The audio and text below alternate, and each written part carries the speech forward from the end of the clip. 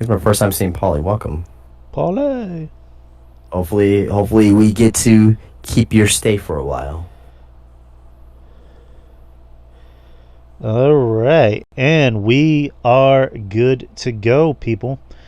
Am I coming through all right? I hear you perfect.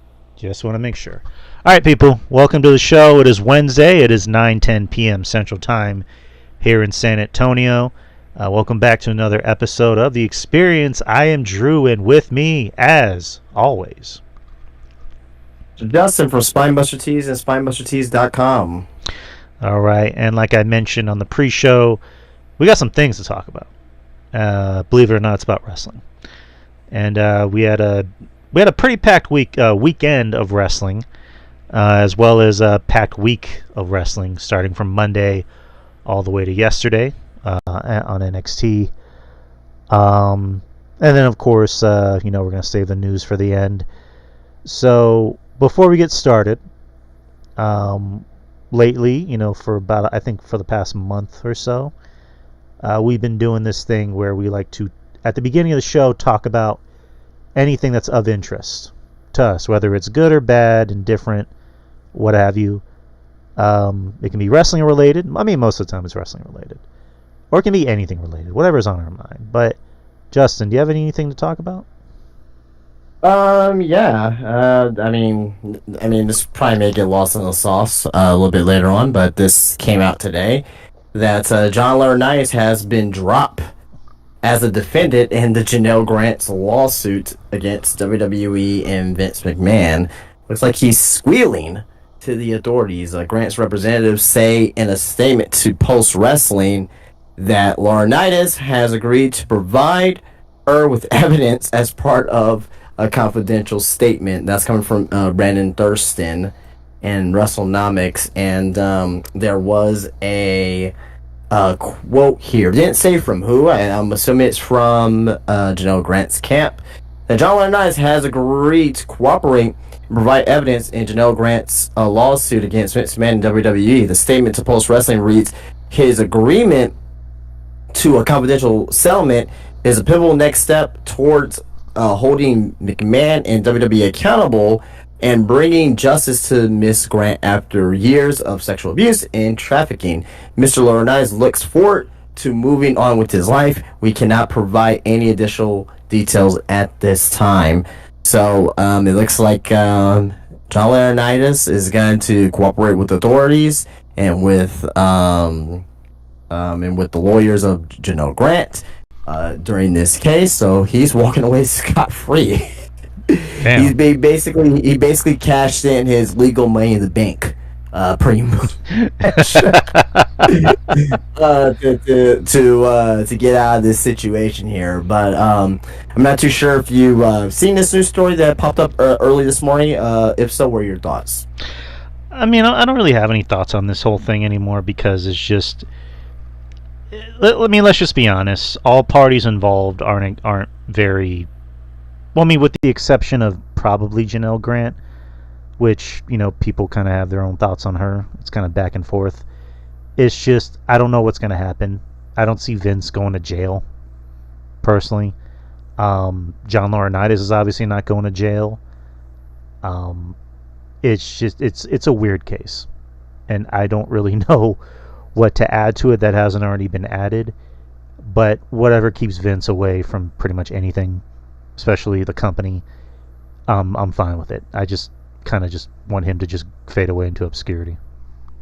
Well, though there was word today as well that Vince McMahon is apparently wants to buy WWE back from TKO. I heard that. 9 times out of 10 that's not happening, but that was also in the news today as well. So yeah, Coachman brought that up because Coachman does a show with Vince Russo where he was like, "Oh, I think he's going to buy it back." It's like, no, they're not going to sell it to him back. No. Like What if he was able to get some partners involved and it's a very lucrative offer? Money talks. Right. Not to say that is going to happen. I'm just saying that with there's like a someone that will go in with Vince to buy the company back. there's no way TKO is selling back to him, and I don't think Nick Khan would allow it either. Nick Khan, Triple H, Stephanie, no, they're not gonna allow that shit. It could be for $10 billion, and they're not gonna allow it. Okay. Okay.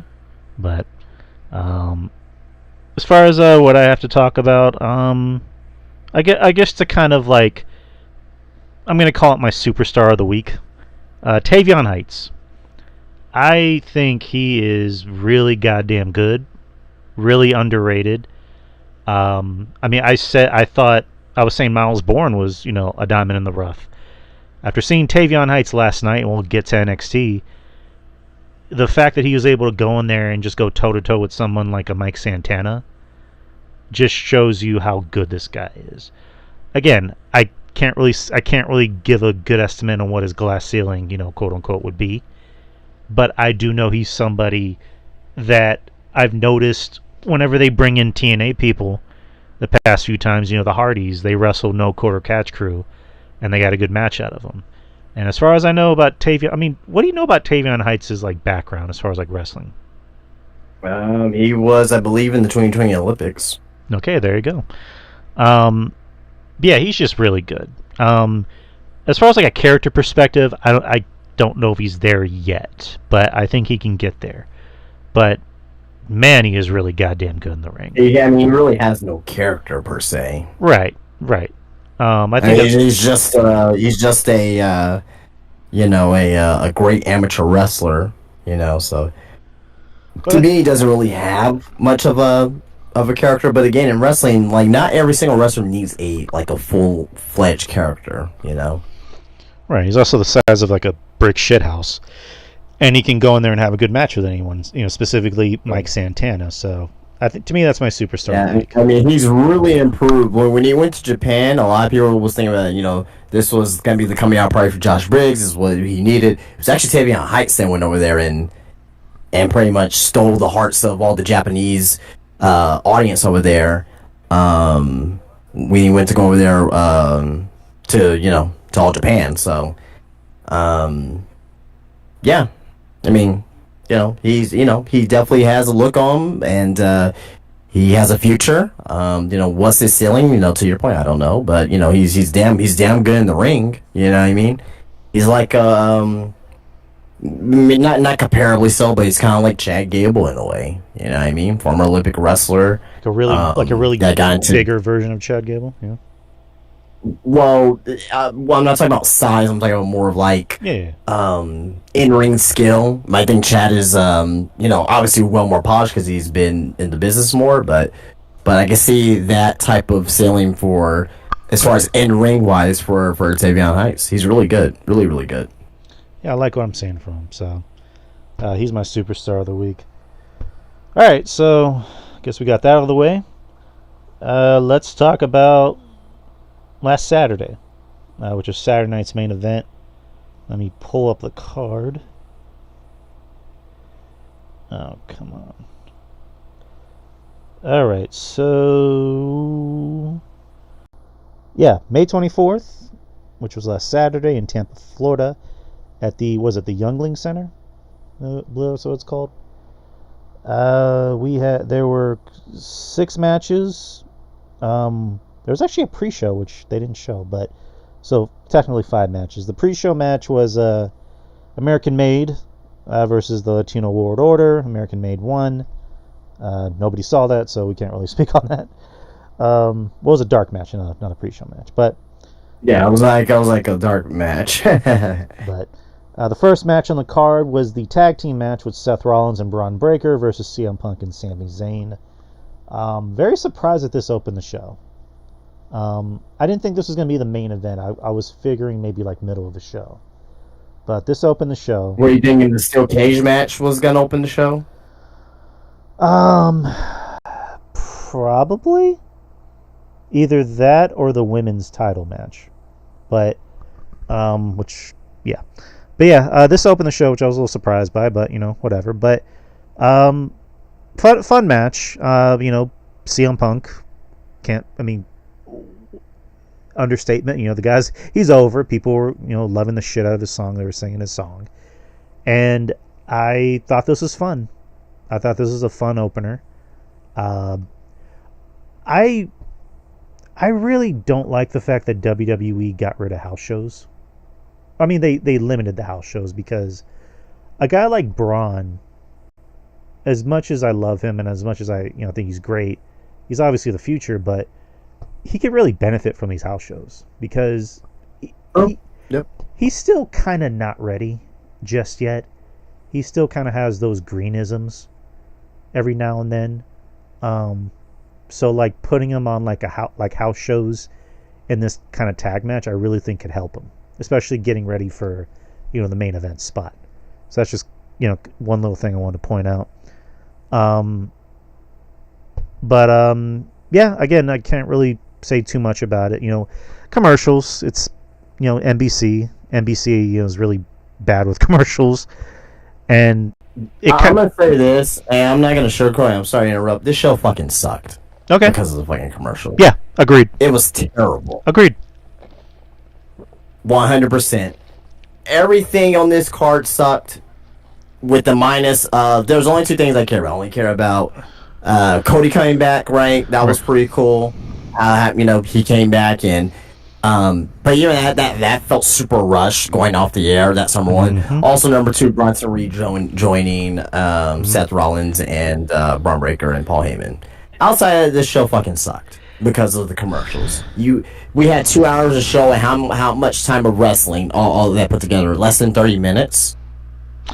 Yeah. It's not, I'm sorry, a little bit over 30 minutes. That's not good. It's not good at all. Yeah, it was not a very good show. It really wasn't. I would say maybe a D plus, and I'm just being nice.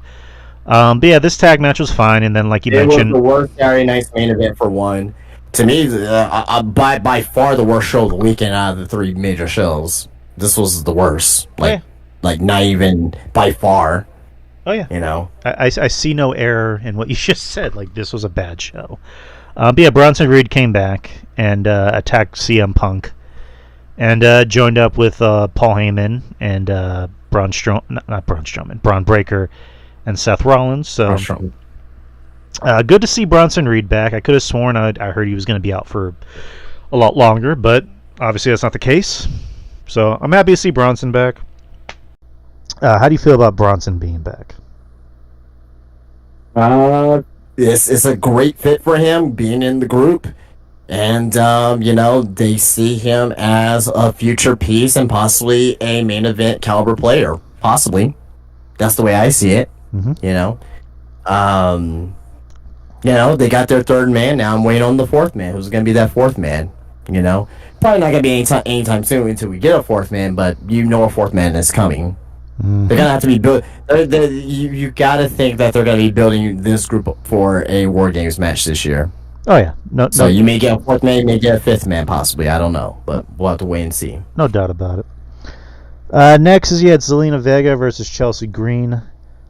This was added at the last minute, which really shouldn't have been added at the last minute because this was not a good match.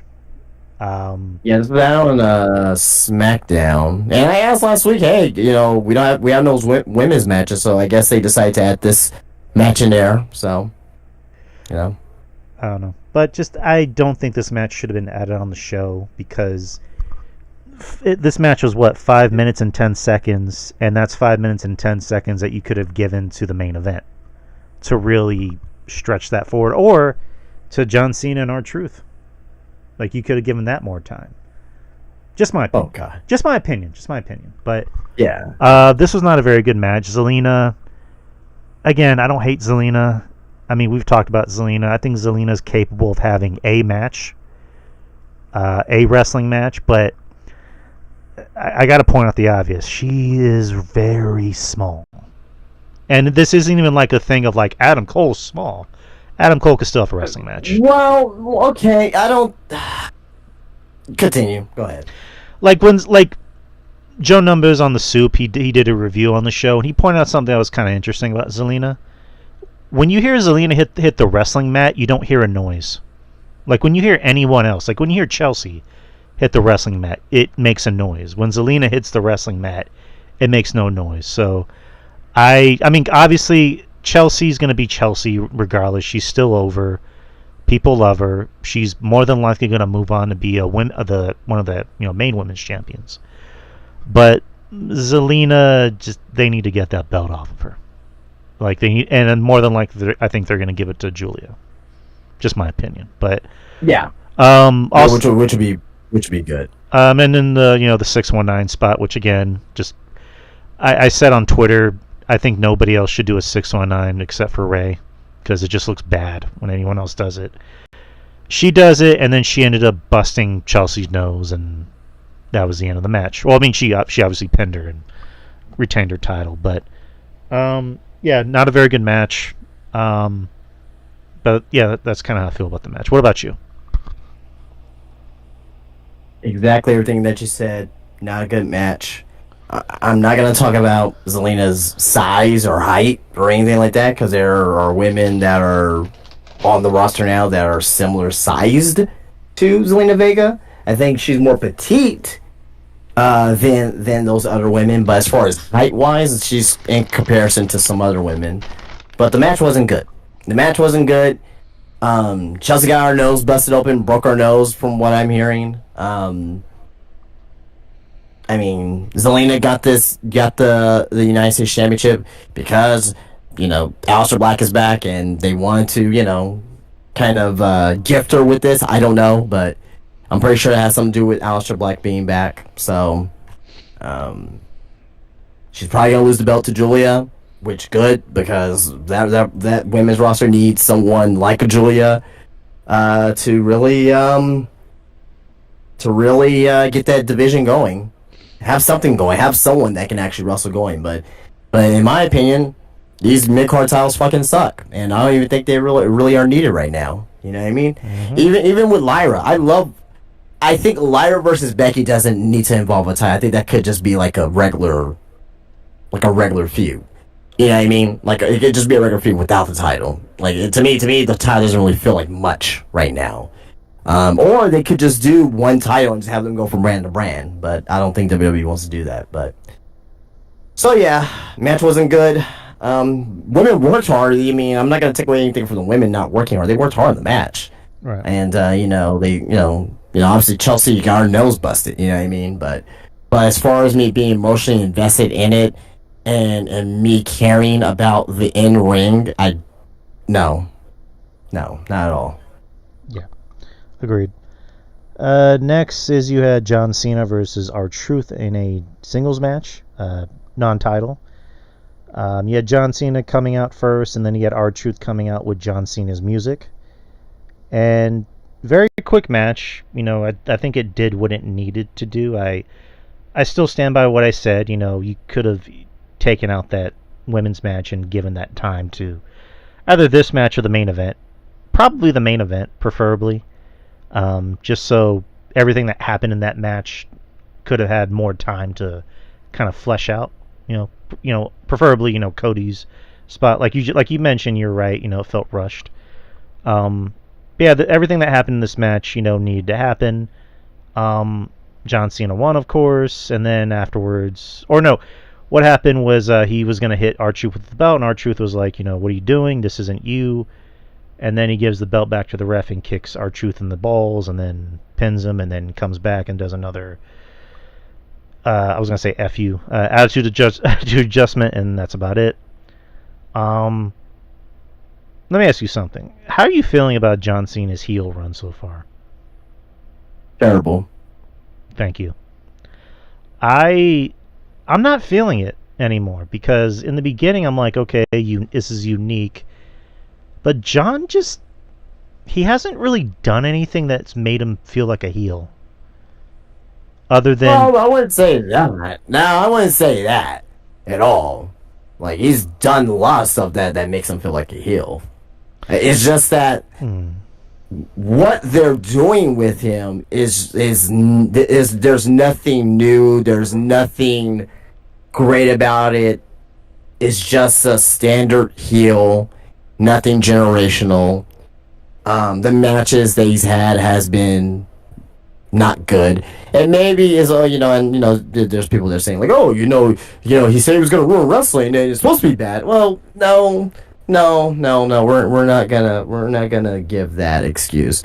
Um, I don't blame John Cena. I don't blame the people who are involved as far as who's been involved with as far as in programs. I blame creative. I blame Triple H, who hasn't really been up to par with giving us compelling storytelling. Mm-hmm. And the biggest thing that hurts John Cena's heel turn is his limited dates. He's not there every week. Mm-hmm. That's the biggest thing right there is his limited dates. So Like that. WWE should have negotiated that better Yeah. to have him on more dates, but is what it is. I mean, I still stand by what I said. I mean, you said everything that everything you said was spot on. I still kind of stand by what I said about he hasn't really done anything that's made him more, I guess, more of a compelling heel. I mean, all he's really done is just come out and use his Toyota Hyundai commercial voice when he's talking to the fans and kicks people in the balls. Like, he doesn't do little things that made him a heel. He doesn't like poke somebody in the eye or rake their back. Like with R-Truth, I think this could have been his way of really generating. What heels do that nowadays as far as raking the back? I mean, poking up. There are some poking eyes, but like, I don't know. You gotta compare it to today.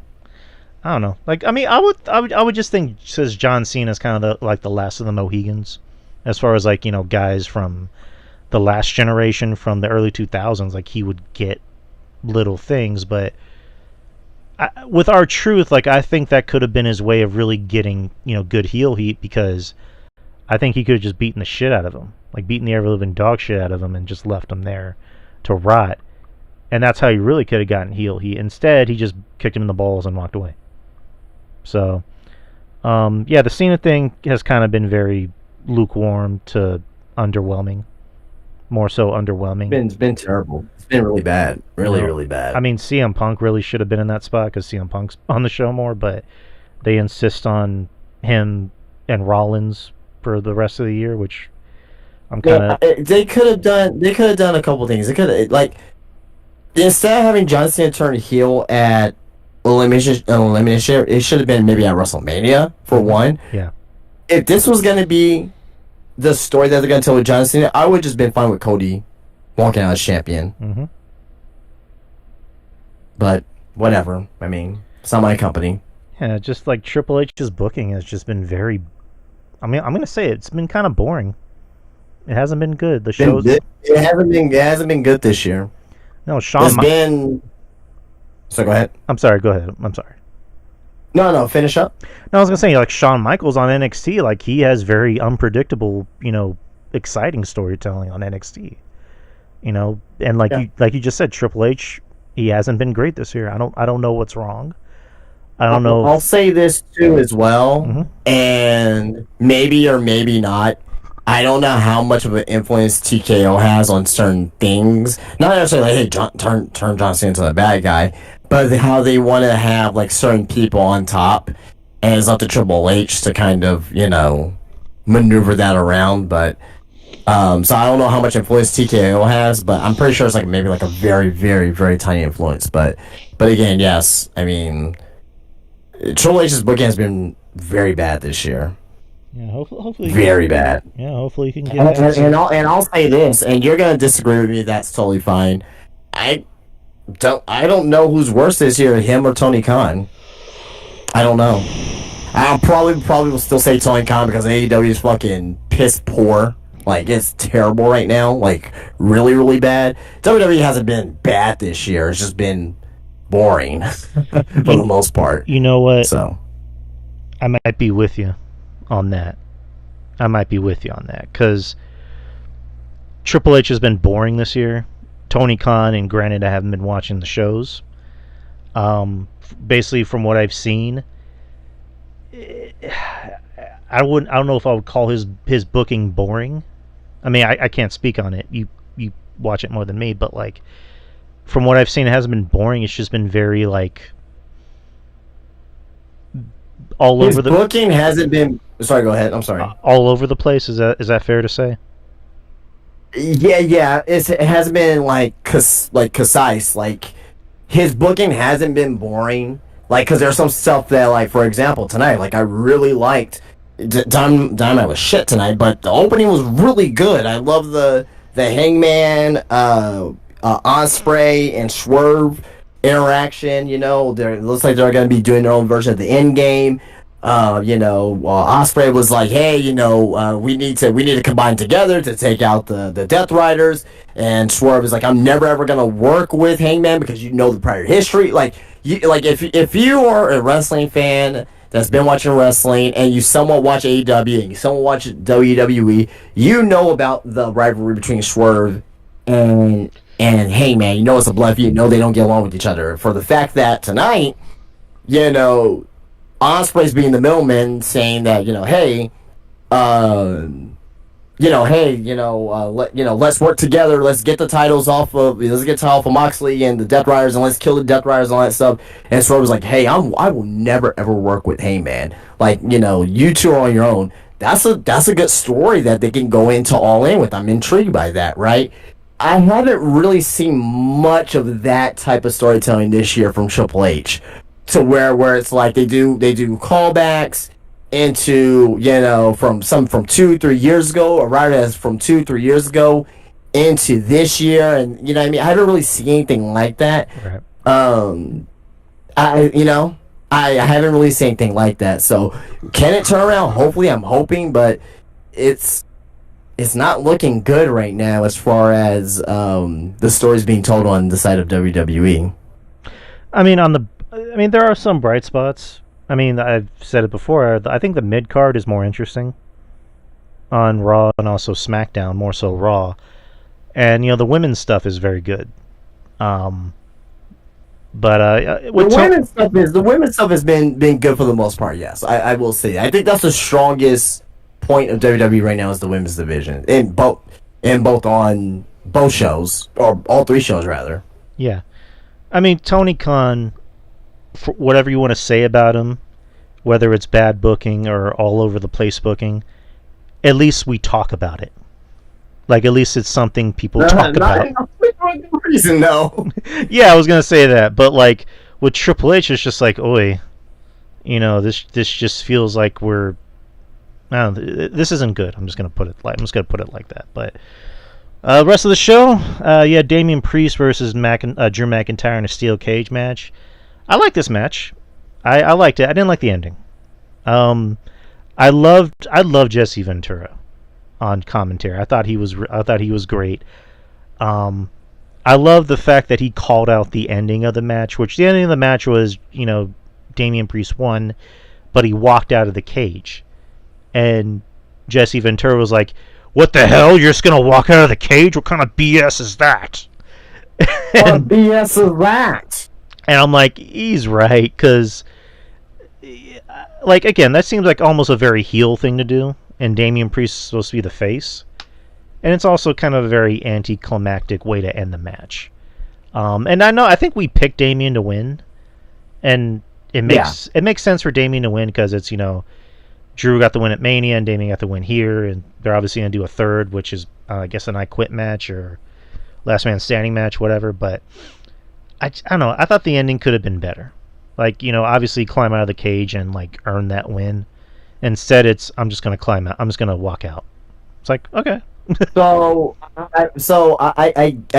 get it, and I agree, but I'm gonna do a devil's advocate here. What sense does it make to climb out of the cage?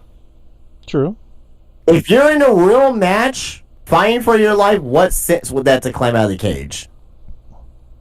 Yeah, because you can still win by pinfall or submission. You could do a pinfall, but if he kicks out and now you wasted the time, you could just walk. What is the easiest way to win at that point? Walking out of the cage. I don't agree with it. It's anticlimactic. I definitely 100% agree. But I'm looking from a standpoint of, like, if this was a real shoot wrestling match, I'm walking out of the fucking cage too. My opponent's incapacitated. If I were to try to climb over the cage, what if I slip? What if I fall? What if I get on top and I get stuck? Right. You know what I mean? Like, then the point would be contention. Well, like it'll be no winning at this point. It'll be like that. He could have just walked out of the cage, right? That could have been the conversation. So although I agree it was anticlimactic, I understand why he just walked out of the cage at the end of the day. So I think if I were WWE, the way I would have booked it was, yeah, he does concerto right, and he just pins him immediately. 1, 2, 3. He will have to have the confidence of like, okay, he's not kicking out. But at the same time as well, you know why they probably did not want to pin Drew McIntyre? They didn't want to make him look weak. True. Weaker, I should say. Because if he gets pinned, guess what the conversation will be? He's buried. Yes. He's buried. Exactly. Oh my God, you pinned Drew McIntyre. Oh my God, like there's no winning in this situation. So I think the thing that did the less damage to me was walking out of that cage. Again, I'll say it for the third, fourth, or fifth time. I don't agree with it. I think they could have done something better, booked, but they opted for him to walk out the cage. So there you go. I was also going to add ... AW bound. So, what's Drew Galloway doing in the Dynamite Zone? Jesus Christ. Okay. I know. Oof, man. Lastly, at the main event, which is Jey Uso and Logan Paul for the World Heavyweight Championship. This match was a whole bunch of nothing because it ended in John Cena Okay, let me point out the referee spot because the referee spot didn't make any sense to me. Before we do that, the match starts and guess what happens? Goes to commercial. Mm-hmm. With Jey yeeting. And Jey Uso always needs to find his white child to do yeets with him. So that's one thing he has to do. Like you said, go to commercial, and then he's still yeeting. And then Logan Paul comes out, and then they fight, and then they go to another commercial. And they come back, and blah, blah, blah, and then John Cena comes. John Cena pulls the referee out, which I'm thinking, okay, disqualification. No, the referee's still down. Well, can we explain to the audience that didn't watch Saturday Night's Main Event why John Cena was out there in the first place? Okay, so let me backtrack. Thank you. Also, if I forget, remind me of July, of the shows that are coming in July. So there was a backstage segment where Jey Uso's walking in the back, and then John Cena comes up to him and just talking shit, being like, I haven't seen you since the Rumble. And then says, what happens, when I walk away with my title and I ruin wrestling? And then you lose your title to a YouTuber. The way he says it, YouTuber. And then that's the end of the segment, which it was kind of a very awkward segment to me because it seemed very thrown together. But it set up something, coming up in the next few weeks. But John Cena pulls out the referee, and again, I'm assuming disqualification, but no. I guess the referee was just knocked out when he pulled him out, which is new. And then Cody comes out. Good to see Cody back.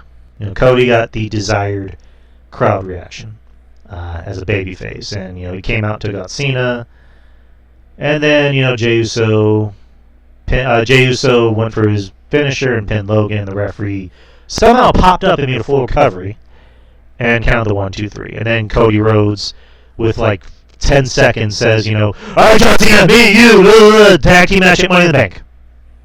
There you go. That's how you end. Terrible. Terrible. Very terrible. Terrible, man.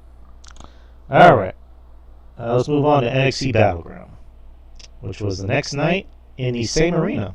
Youngling Center. Well, do you want to give a rating for D+. Saturday Night's Main Event? Huh? D+. Oh, that's right, you did say that. A D+, so you're giving it a 7.5 out of 10? Wouldn't a D be like a 6? A D is a 70. When we were in high school, when we were in school, a D was a 70. Okay, I've been in school a while. D-. D-. Fuck it. It gets an F. Fuck this show.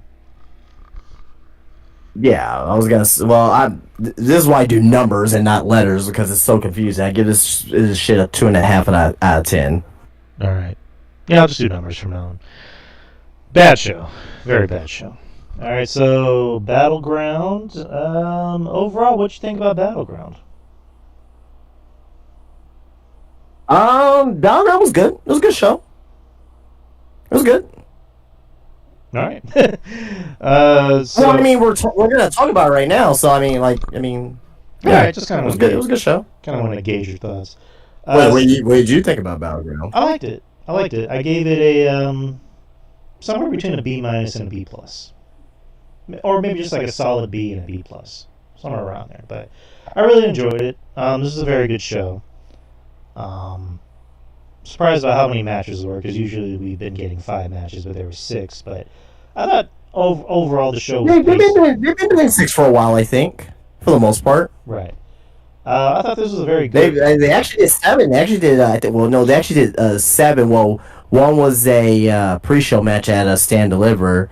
Then I think Vengeance Day. I think there were 6 matches as well. So they've been doing 6 matches for a while. I thought this was a very well paced show.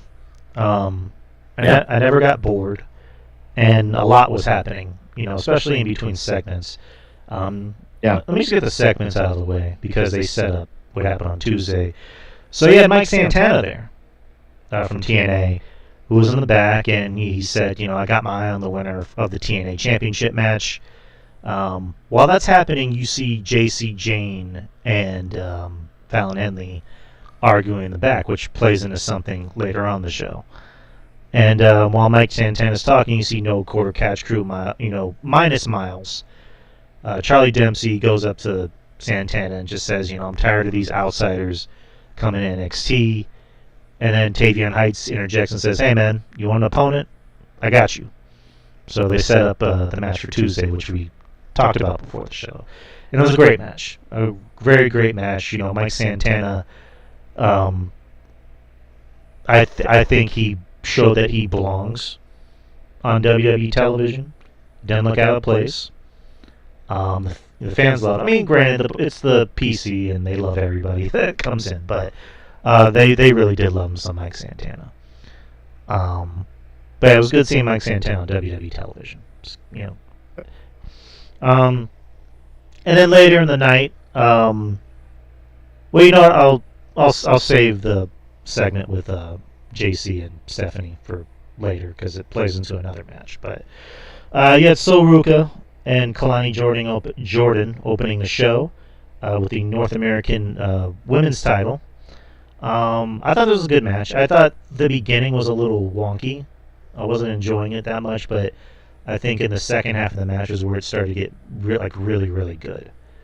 I think these two have very good chemistry with each other because I remember last year, I think it was Heatwave, where they had a match. Matter of fact, last year around this time was Battleground where they had the ladder match to determine the first ever Women's North American Champion. And then the next show, it was Sol Ruka and Kalani for the title. And I remember that being a pretty fun match. And I thought this match was just as fun. I really do love that Soul Snatcher move that Sol Ruka does. At the same time, it kind of scares me to watch it. I said this to Jeff Lippman on Sunday, where What's passionate about it? I mean, just the placement of it because she can easily hurt her neck. And Okay. I said that to Jeff, and Jeff was understandable about it. But he's like, at the end of the day, the wrestlers need to worry about their own health. It's good that you do it. He's telling me this. It's good that you do it. But at the end of the day, they need to worry about their own health. I'm like, okay, good point. But it's a fun move. And she did a variation of it where she jumped in the middle of the air backwards and did the Soul Snatcher. I'm like, that's fucking insane. The way she does it, so It's kind of like a top rope Oz cutter, like a Will Ospreay Oz cutter, but she did the Soul Snatcher, or like a top rope Cody cutter. So but just a different variation. But one thing I do like the Soul Snatcher. The only thing I don't like about it is that the believability factor, that you have to jump into it for it to work. But as the opponent. I think that's That's the only thing I don't like about it. yeah. I don't like when moves, like you said, don't feel realistic. Where it's just like, okay, or if this was real, should we expect this person to wait for this person to jump on him? You know what I mean? Like the RKO is the RKO because you never see it coming. You know, the Cody Cutter works. Trying to think of some other moves, but yeah, that move is just like eventually it is a little preposterous, but it's still a fun move It's an regardless. unbelievable move. Like I'm not taking anything away from it, but I'm just like, there's sometimes where I'm like, like the one that like, everyone's like, applauding this soul snatcher from the top rope that she did to Kalani Jordan. I'm like, it was great, but like Kalani having to jump into that look a little stupid to me. Right. It's like what you said about the steel cage thing about jumping out or climbing out, where it's like realistically I'm gonna climb, I'm gonna just walk out of the cage if I have a chance. In this case, it's like Yeah, if you're in a real fight, you'll just walk out the cage. Like, why the fuck you gotta climb over for? it's like if Sol Ruka is like jumping at me, it's like wait, I'm just gonna punch her in the back of the head. So, Yeah. but still fun. Where Kalani goes from here, I'm not sure, but obviously it looks like she's going towards being a heel, which I think that's what she needs. But what do you think about this match? I mean, she's been trained to going towards here for what 7-8 months now. Right. But overall, what were your thoughts on this match? Fun opener. I mean, both ladies, they're very athletic and talented, and they obviously both have the gymnast background. So, yeah, I think it was a very fun opener. So Ruka winning is good. Let's kind of see what they want to do with Zarya when Zarya turns heel against Sol Ruka. That's going to be the next feud, and possibly Zarya taking the title off of Sol Ruka. You can tell that's the story that they're going to be telling in the long term. But I liked it. Yep, seems that way. Next is you had a 6-man tag with Hank and Tank and Josh Briggs versus the Coling. Brooks Jensen, Nico Vance, and Sean Spears with Izzy Dame. I was a little confused why this was on the show. I thought this could have just been like a match on Tuesday, but it was still a fun match. Can't lie about it. I got into it. Hank and Tank, it's weird. I understand why they had to be the champs because they wanted to get Fraxium on the main roster, as quick as possible. And lately, it seems like They have no other tag teams right now. yeah. Literally. Lately, they've been taking a lot of L's. Granted, they've been non-title matches, but it's like your tag team champions who just dethroned the best tag team currently. Why are they taking L's on every week? But whatever. And the Coling, I'm just a little like lukewarm on. Like Sean Spears, I get his purpose on the show. He's player coach, as Jeff Littman would state. It's just this faction just kind of weird. Like I like Josh Briggs and Brooks Jensen together along with Fallon. Not to say that I think Fallon is dying on her own. She's been doing pretty good on her own, but I personally I like Briggs and Jensen when they were attacked. Yeah. But that's just me. And also, like you mentioned, there needs to be more tag teams on the show. Like not just throwing together tag teams, but just we need some tag teams. But the baby faces won, after which the heels started beating down the baby faces, and then Inamura came back. Inamura came back for Josh Briggs, came back from Japan. Told him on Tuesday, I came back for you. And it was a nice little feel good moment. But what did you think about the match? Thought the match was fine. It was fine for what it was. It wasn't great or anything like that, but you had to get your tag team champions on the show somehow, and this is the best way that they could do it for them. I don't know where this is going to go for them with the tag team division, but it was a fun 6-man. It didn't overstay its welcome. It was fine. All right. Next is you had Channing Stacks Lorenzo versus Tony D'Angelo in a singles match. I did not like this match. It felt long. It actually felt very long, and it was 15 minutes. But wasn't paced very I'm not well. saying I don't think it was as I think it was as long as the other matches on the card, except for the previous match we just talked about. Because I think that match went like 10 minutes. But like I think this match went as long as Jordan Grace and Stephanie Vaquer and 15 the minutes. NXT Championship match and TNA. Like I think they all went around the same time for the most part. This match was 15 minutes and 14 seconds. The women's championship match, the Stephanie McCourt match, was 16 minutes and 7 seconds. The NXT championship match was 16 minutes and 49 seconds. And the main Yeah, all event, about the same time. yeah, the main event was 14 minutes and 58 seconds. All three of those Yeah, matches, they're all within the same realm.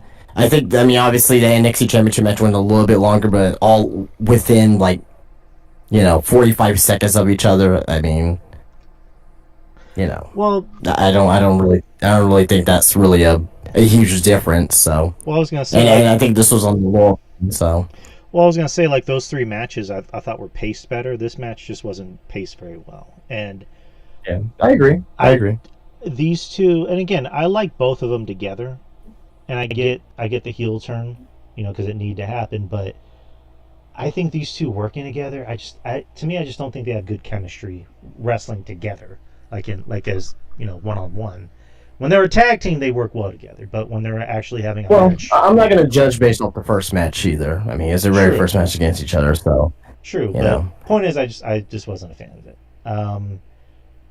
The ending was a little anticlimactic with the lawyer guy, Luca Crucifino, Luger Crucifino. who just came out and just stood there. Which I'm like, okay, is he gonna play a part? Like, what's he gonna do? And then Shanning, kicks uh, Tony in the balls, which a lot of ball kicking, happening this whole weekend, as Jeff Lippman pointed out, and got the win. And then afterwards, Luca tries to hug Tony, and Tony just pushes him away. But yeah, that was the match. What'd you think? I'm not as harsh on the match as you. I didn't think the match was great or by any means, but I thought this was a fine first match between the two. Obviously, I'm going to give them a little leeway because it is their first match against each other, so I didn't expect them to be perfect in the ring against each other. I mean, I'm with you on the ending. The ending was confusing with Luca just coming out there standing out there, but we really didn't really get an explanation on Tuesday. It was just more of like, it was really like, why were you out there? And Luke was like, I don't really know. And Tony was like, I don't believe you. You know what I mean? So, but yeah. To me, the match wasn't bad or anything like that, but it certainly wasn't a banger. I'm not gonna remember this match by next week. So. Yep. Next is you have for the NXT Women's Championship, Stephanie Vaquer versus Jordan Grace. I thought this was a fantastic match. It was expected because both women know how to work, and when you have two people that know how to work, the result ends up working out well. I thought this was my match of the night. Again, great back and forth action. There was that sense of urgency in the match of like it can go either way, and flash forward 48 hours later, we figured out what the reason was, but I thought these two worked well together. The Booker T spot I thought was hilarious when, and I always forget the name of the move where Stephanie does I call it the leg thing, and Jordan Grace just rolls out of the ring with Stephanie on her arms, and just throws her across the table and just stares at Booker, and Booker's like, "What the hell was that, man?" Booker's great. And then eventually Stephanie did the leg thing later on. Jordan kicks out of her finisher, which I'm like, ooh, shit.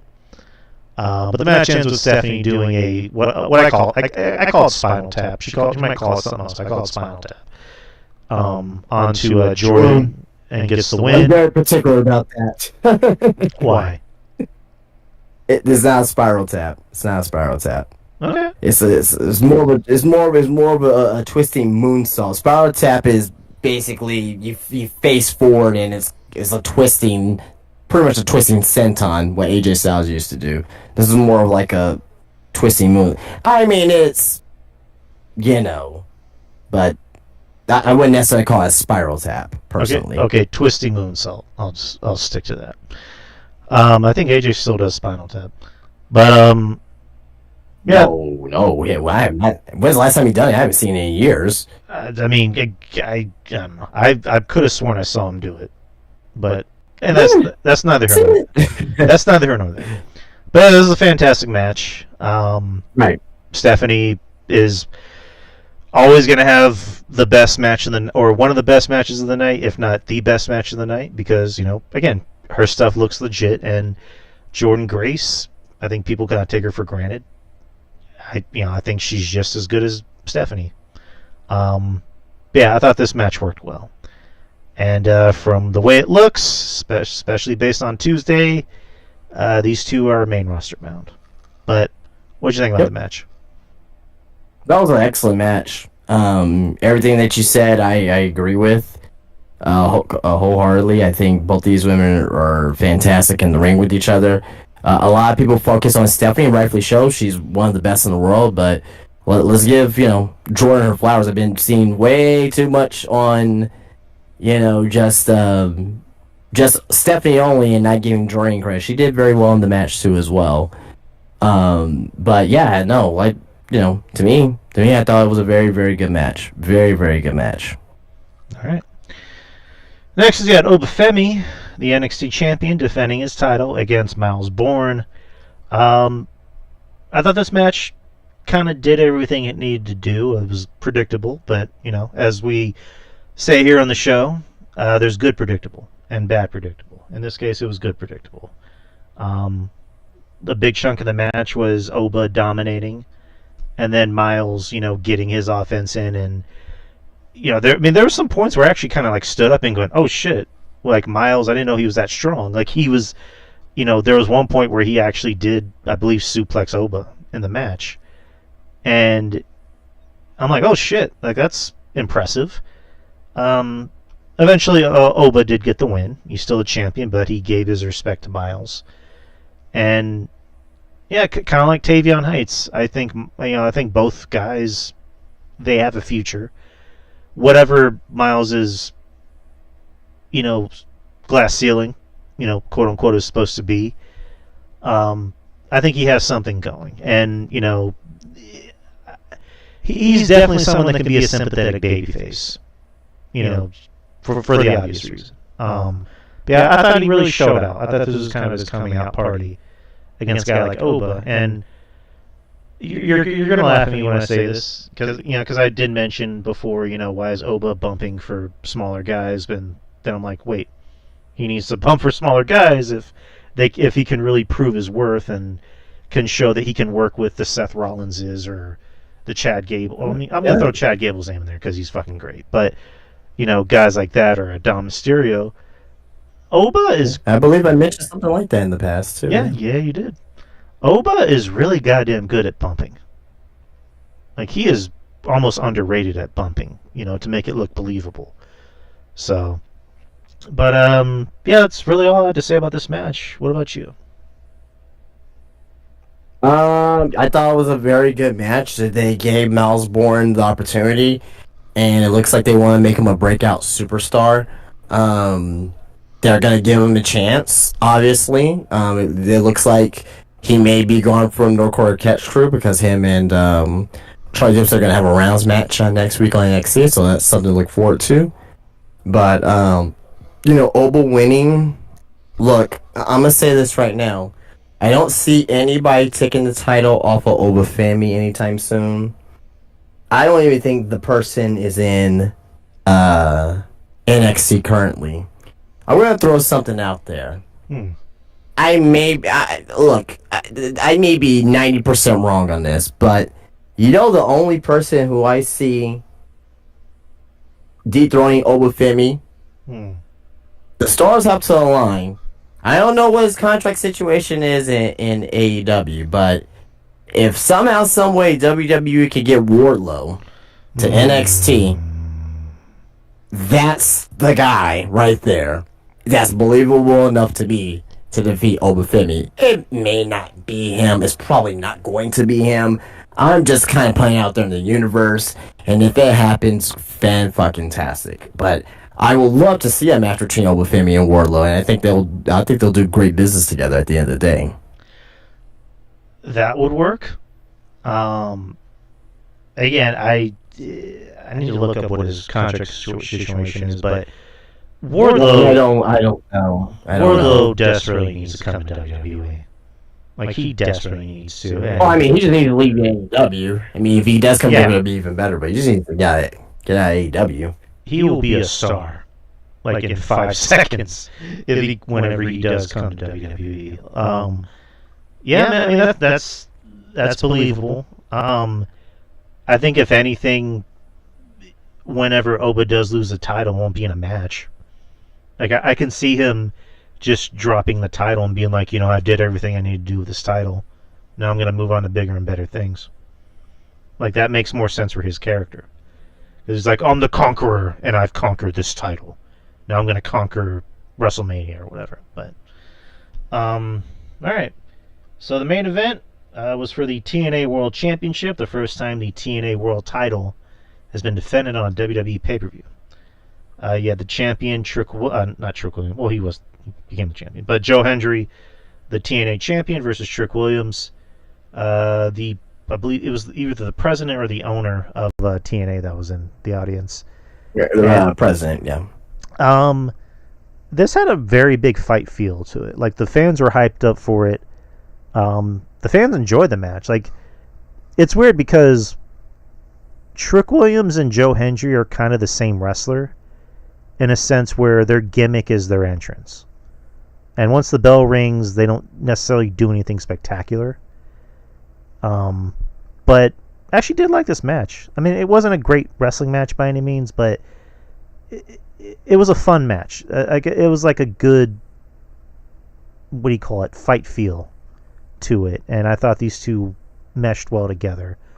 I thought the ending worked well. I thought it was a nice little wrap up on how you wanted to end the match. I asked you last Wednesday, I'm thinking, like, what do you think about Trick Williams possibly winning? Because, for this, like, TNA WWE partnership to work out, like, something big needs to happen. And somebody needs to take one of their titles. And RJ asked me the same question the next day when we did our show. Do you think that's going to happen? I'm like, I think that does need to happen. That makes more sense. Trick doesn't even need to be a long-term champion. Like, he can just be champion for like a month, and that's it. I mean, I don't even think Joe Hendry's going to win it back. I think he's going to wait for his contract to run out, and he's going to come to WWE. But, like, yeah, Trick Williams won the match after he came in with the belt. The referee grabbed it, and then Joe Hendry goes for a what do you call it, schoolboy, and then Trick Williams pokes a thumb in the eye to Joe Hendry, a heel move, and then he did something else where, like, he slammed Joe Hendry's face on the belt while the belt was still on the canvas, which apparently he didn't use it as a weapon, so the referee didn't call for disqualification. It was just an accident, which I'm like, okay, I guess that makes sense. Trick goes for the running knee. 1, 2, 3. Trick Williams is now the TNA World Champion. Any thoughts on the match? Well, the fine match for what it was. Nothing great per se, but Trick Williams has improved over the last, I will say, 6 to 8 months. He's been improving in the ring. He's been getting better, so I'm glad to see that he's improving there. Joe Hendry, I mean, face of TNA, no longer TNA champion. It looks like he'll be coming to WWE sooner rather than later to me. And I think they wanted to not have someone like a Mike Santana take the title off of Joe Hendry, because they still want to try to protect Joe Hendry in a way. So yeah, I mean, you got Joe Hendry. I'm sorry, you got Mike Santana versus Trick Williams next week. I think that match is too soon, to be honest, but yeah, If they do this, just put the title on Mike Santana on NXT, whatever. But but match was fine for what it was. Wasn't anything fantastic. Overall, what'd you think about the show? Number, grade, whatever. I will give NXT Battleground, and I'll give that a 7.5 out of 10. Okay. What was your favorite match of the night? Go with the women's championship match. Cedric Vicaire and Jordan Grace. Mine I thought too. that was the match of the night for sure. Yeah. That was mine too. All right. So Contender for match of the weekend. Contender for match of the weekend. yeah, fair enough. So like I mentioned, the same day as Battleground was the same day as Double or Nothing. I did not watch Double or Nothing. Didn't get a chance to. I know Justin did. Justin, overall, what'd you think about Double or Nothing? That was most AEW shows are very, very good, except Dynasty. That show fucking sucked. That was the worst AEW pay per view. But they redeemed themselves on this show. Show was good, very good wrestling. Just way too fucking long. It was it's past midnight. Fucking Adam Page and Will Ospreay went almost 40 minutes. So that should tell you something right there. But I mean, there's only 3 matches that actually matter on this show. It was Mercedes Moné versus Jamie Hayter. Despite what people think about Jamie Hayter or Mercedes Moné or character-wise, whatever, these 2 women, when the bell rings, they pull in good matches, and they pull in damn good matches with each other. I didn't like Mercedes winning. I didn't think she needed to win here, but it's all in Texas. It's a stadium show. They gotta sell tickets. I get it. I understand the purpose behind it. Anarchy in the Arena, very fun. Those matches are always fun. I think this is AEW's best gimmick match. Those matches are always fun to see. What else can be said about that has been said already. I thought the match was very fun. And Heyman, Adam Page, and Will Ospreay probably had the best match they had the best match of the weekend to me. Not match of the year contender or anything like that. It's a 5-star, but not a match of the year 5-star for me.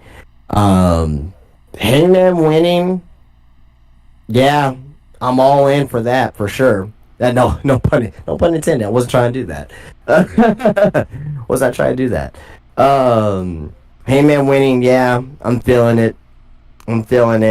It seems like they're gonna be going with this Avenger in-game aspect with Hangman and Will Ospreay and possibly Swerve, helping to defeat the Fuck Club. Can't even think of the name right now. Death Riders.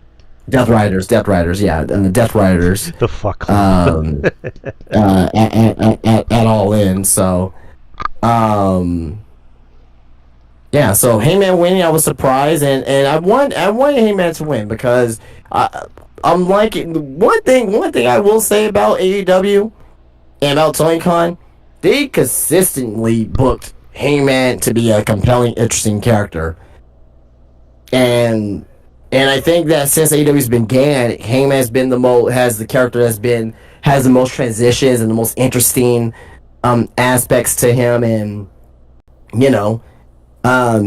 him coming out there tonight, cutting the promo that he did in the promo last Wednesday, it feels like old AEW to me. So hopefully they finally take the title off of Moxley at All In. If not, Darby, where the hell are you? I know you got done climbing Mount Everest. Come back and win the goddamn title. It's either you or fucking Hangman at this point. So, but it seems like they're gonna they gotta put the title on Hangman at this point. He's way too over. He's way too popular. The fans love him. I like Hangman too. He's not my favorite wrestler in AEW, man. But one thing I can't say about Hangman, like I say, he's just fucking compelling, man. He's a compelling character, and you don't have a lot of those in wrestling nowadays where you're compelled to see what they do, and he's one of those guys right now, to me at least. So outside of that, the rest of the show, you had good wrestling on the show. I just didn't give a shit. FTR versus Daniel Garcia and Nigel McGuinness. Come on, why is this on the show? Nothing wrong with the wrestling. It wasn't bad or anything as far as wrestling, but I'm not emotionally attached to it. I wasn't emotionally attached to Ricochet and Mark Briscoe, even though that was a very good stretcher match. Wasn't emotionally attached to it. I wasn't emotionally attached to the Hurt Syndicate versus Sammy Guevara and fucking Dustin Rhodes. Nothing wrong with the match, but I just wasn't emotionally invested. Not emotionally invested for Okada and Speedball Mike Bailey. Possibly to me, maybe the third best match out of the entire night. Damn good wrestling match. Not emotionally attached to it. Don't care about it. Tony Storm and Mia Shirakawa, by default, it's the best fucking match of the show. So, I don't know what I'm talking about with Hangman and Will Ospreay. This was the best match of the show by default. Mia Shirakawa was there. Come on.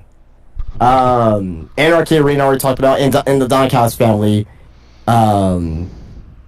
versus the Paragon.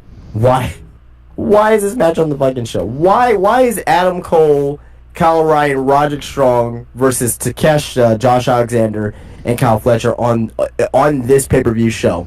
You could have cut out this fucking match here and the pay-per-view could have ended before midnight. Mm-hmm. Could have ended before midnight. You could have had that match on a Collision. I mean, it's not like I was gonna watch it anyway. Could have had this match on Dynamite. You know what I mean? You could have cut out at least.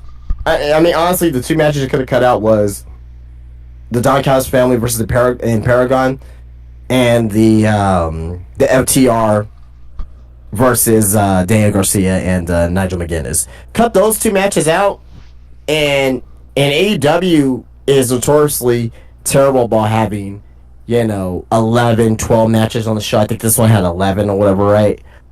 But if they stick to like 7 and 8 matches, I'm fine with that. 7 to 8 matches, be there for 3.5 hours to 4 hours. I'm fine with that. But once it gets that 5-hour mark, man, like, fuck off, man. Once it gets that 4-hour mark, it's like, oh my gosh, right? But if they do 7 to 8 matches, maybe even 9 matches, I think that'll be a good sweet spot for AEW. But Tony Khan refuses to listen. And even at that, too. Even at that. Wrestling Observer Newsletter, who's been pro AEW, right? Alvarez went around asking or getting feelers about, AEW's on pay-per-views. People are telling Brian Alvarez from AEW that these pay-per-views are too long. Talent, maybe agents. People are saying that these pay-per-views are too long within AEW. So people within AEW knows this, but the only person that does not care about that opinion is Tony Khan. So it's not like these people at AEW are like, oh yeah, we love the long shows. No, people in AEW, they know the shows are long. It's just that Tony Khan doesn't give a shit, apparently. So, but despite the shows being very, very fucking long, I will say the show itself was still good. It was still a good wrestling show. I wasn't emotionally invested. I will say by default, this is the best pay-per-view of the weekend or best show of the weekend to me personally because of the high caliber wrestling that we got with Hangman, Will Ospreay, and Mercedes and Jamie Hayter and the Anarchy in the Arena. Even me and Shirakawa and Tony Storm. I mean, I'm trolling me like, oh, that's the best match. It was a really good wrestling match too. On top of all that, so if I had to give a show a rating out of 10, I'll give it maybe like a 7.5 out of 10. Slightly better than Battleground, but this show could have easily been an 8.5 or 9 out of 10 if they just take 3 matches off the card and build the show up a little bit more. If they get a little bit more love and care for telling stories and showing the pay-per-views, AEW will be, to me, better than WWE currently, what WWE's doing with their booking. AEW could be better than WWE if they just change a couple little small things with consistent booking and having pay-per-views be a little bit shorter. There's obviously other shit too as well, but those are the 2 things that they can control right now. And yeah, but good show. Way too fucking long though. Way too fucking long. Once we got to the main event, I was fucking tired. And not to mention I was watching this and fucking NXT at the same time too as well. So there you go. All right. So that was your AEW Double or Nothing review. I regret doing it. I regret watching it. Not regret watching it, but it's like, fuck, man. Like, Jesus. Yeah, well, Tony's Tony. That's the best way to put it. All right, help me, Tony. Just someone fucking help me. Jesus. Like, come on, Tony. You need to pace these shows better. Anywho, let's get to Raw. We got Monday Night Raw. Did you see anything from You didn't see anything from Double or Nothing, did you? I saw clips. Hear anything about I saw that they played Bodies by Drowning Pool in the. Oh, that was fucking awesome. In the Anarchy in the Arena match, I saw Kenny going, "Yeah, you like that? You like that new metal shit? Well, let's play it." And I'm like, "Okay, that's kind of cool." But other than that, that was the only clip I saw. But anywho, so Monday Night Raw, I believe it was in Tampa as well. And yep. Same arena, same entrance walkway. So which I like that walkway. I kind of wish they keep that on television, but I doubt they will. Yeah, Raw this week I wasn't feeling. I wasn't really crazy about Raw this week, aside from a few things. Yeah, Chad Gable, Dragon Lee, and Penta in a triple threat qualifier for Money in the Bank. I thought this was a good match. I thought this was fun as fuck. You had El Hijo Del Vikingo front row at Raw. He'll be wrestling Chad Gable at the Worlds Collide pay-per-view, so they were hyping up that match. And it's crazy that Vikingo a year and a half ago was on AEW TV, and now it's crazy. It's crazy. It doesn't even feel real to me. You know what that makes him? A traitor, a no good traitor. I'm kidding. He had no control over that. I'm kidding. But even on top of that too, as well. Even on top of that too, as well. It's like he's going to have like the people like the. God, man, I don't want to get into it. Actually, we'll continue. No, what happened? Nah, it's okay. It's okay. We can continue. Come on. Anyhow, there was a pretty gnarly spot where Chad Gable got busted open the hard way, with blood. And Penta got the win, so Penta will be at Money in the Bank. And yeah, that's about it. What did you think about that match? Very fucking great match. We need more matches like this every now and then. I'm so glad Penta's in WWE because he's forcing. I won't say good matches out of people because Gable's great. You know what I mean? Dragon Lee. I have not seen that Dragon Lee spot since AEW. He did that same spot in AEW. That fucking dive. That missile dive. So Penta is kind of forcing them to up the ante a little bit within their matches, which I like. You know what I mean? It gives a little bit more predictability, gives a little bit more excitement to the show. Do I want to see it every single week at that rate? No.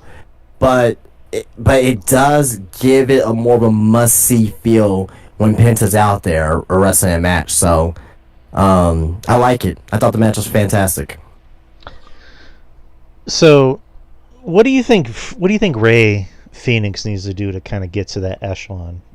Because from the way it looks, they're not going to have him touch, or I guess as far as like putting together yet, until they're equally kind of on the same level as far as like popularity goes. What do you think Rey needs to do to get there? As far as popularity? Right, because I think between the two, obviously, Penta was already a star when he came to WWE. Like, he was already a star the moment he had that match with Chad. I mean, he has a look, too. He looks like a superhero. He looks like something out of a comic book. Okay. And he's kind of, like, more jacked. Rey, I think, is maybe the better worker. But Rey, I think, is going to take a while. But what do you think he needs to kind of get there? Well, I'll ask you this question. Why do people gravitate towards Penta more than Rey Fénix, do you think, currently? I think I kind of just said it. Like, Penta looks like something out of a comic book. He looks like a superhero. Okay. Rey... And why you don't think people are relating to Rey Fénix as much? I'm going to say this, and you might disagree with me. I think it's just Ray. As good as Ray is, I think he just kind of look. He still kind of has more of a basic look as far as like a luchador. So, are you saying that Ray looks kind of like every other luchador for the most part? Yes. Yeah, I know, and I agree with you. That's the point that I'm getting to. Ray doesn't stand out because he looks like everyone else. Can you tell the difference between Ray and Callisto? Maybe body mass, but I get what you mean. Durality. Can you tell the difference between Ray and Dragon Lee? No. Durality, not really, right? Yeah. So Ray needs to stand out more for his in ring, and he's doing that, but he needs to like really start diving into that to his in ring stuff. What makes him special? Penta is easier because he has the gestures, right? That's number one. But also number two, to your point, he looks like a comic book character, but there's no luchador that looks like fucking Penta. No. Not in WWE, not with the mask and with the face paint underneath, with the with the skull face paint and the contacts, and no one looks like that, not even close. So that's how he stands out. And he's legit. I think. What was that? I was gonna say he's legit because like you can put him in the ring with Braun Breaker, or think of another name, but Drew McIntyre, and it looks legit because they look almost, maybe not equal, but they look like they can have a match that looks believable, in my opinion. Okay. Okay. Well, that was another conversation for another day, but I'll just say this though, like I think that's the main reason why people are gravitating towards Penta more than Ray Fix. I say that Ray Fix is a flop because people, they really are gravitating towards them too as well in a different way. But I think Ray's gonna be fine on his own. I think once people see this this match, this 4-way match at Worlds Collide next weekend, because that match is gonna be something else. It's gonna be insane. Hopefully the right people get to watch it because it's free on YouTube, and that people start to gravitate towards Ray Fix even more. So, all right. Liv Morgan came back, and she caught Dom in the act. Roxanne Perez was giving him chicken nuggets, and as he's eating the chicken nuggets, you just hear Roxanne, or not Roxanne, you hear Liv Morgan come in and say, "Konnichiwa, bitches." She's back from filming her movie. And again, Was she in Japan? Is that why she said that? Because wasn't she in Japan, or where was she? She was in Japan filming a movie. Okay. So that's what I figured when she said that. I didn't know where she was. So okay. Well, I mean, Dom also had to learn about time zones apparently. The Judgment Day have the funniest segments on the show. They have the best segments on the show because they almost seem like they're not, like there's no script for it. It's just them like saying shit off the cuff. And it's funny, like you see Finn Balor in the background just having like this like shit grin on his face because he's seeing, Liv and Dom just like fall apart, and he just wants it to happen so bad. So Finn's great. Carlito's obviously always great because he has the one-liners, telling Dom, you shouldn't have eaten her nuggets, bro. and that's about it. Yeah, that was kind of funny. Then you had Akira Tozawa versus Rusev. Again, the match went the way it should. Rusev is, he's kind of dipping into the Redeemer gimmick that he had in AEW. It's kind of funny when they kind of subtly mention AEW by kind of trashing it, where they're like, he left WWE 5 years ago and he went through hell and then he came back. So he's Rusev Day is no more, which I'm kind of sad about. But he's back. He's playing more of a badass, which I like that too. He beats the shit out of Tozawa. Afterwards, Sheamus comes out, and him and Rusev stand toe to toe. And it looks like they're going to work a program together. So that's fun. I got no problem with that. How do you feel about that? I'm cool with it. I think this will be a great return first feud for Rusev, and they're gonna put banger after banger after banger type matches. So I'm good with it. Yes, sir. Next is you had a triple threat match for the World Tag Team Championships. You had New Day, the Creeds, and the War Raiders. The match was okay. I mean, it was a match. Can't really say too much about it. The New Day, I think, is very much kind of in the past. The War Raiders, I do like them, but they're really not getting a reaction. Julius Creed, I think, is a beast. I think eventually they might do something with him, but this match was what it was. They didn't really seem the crowd didn't really seem to care. I kind of didn't care, but the New Day won. They're still the tag team champs. And then there was a segment with Gunther and Jey Uso where they basically just talk about the match that they're gonna have after Money in the Bank, which is the Sunday after Money in the Bank. Then you had Kairi Sane versus Liv Morgan, the returning Kairi Sane. Oh wait, did she return last? Oh yeah, she returned last week. Liv Morgan. This is week as a return. Good to see Liv Morgan back. Liv Morgan. I know you and me. I've always liked Liv Morgan. I know people were kind of like poo-pooing over her. Like I said this. Me and Betty, we were talking about wrestling yesterday. We just had like a random conversation about wrestling, and we brought up Liv Morgan because we were bringing up the women's division, and I've always said about Liv Morgan, even when she was with the Riot Squad, and I don't really recall her NXT work all that well. But I've always said about Liv Morgan is that I always got the impression that she was trying, and that she didn't just want to be an entertainer. Whereas Alexa Bliss has stated on record that she's an entertainer. So Liv Morgan has gotten so much better this year as far as a character because she just sounds natural. It doesn't seem like she's reading from a script. It seems like she's playing herself. And she's having good wrestling matches too. So again, just want to point that out. It's good to see Liv back.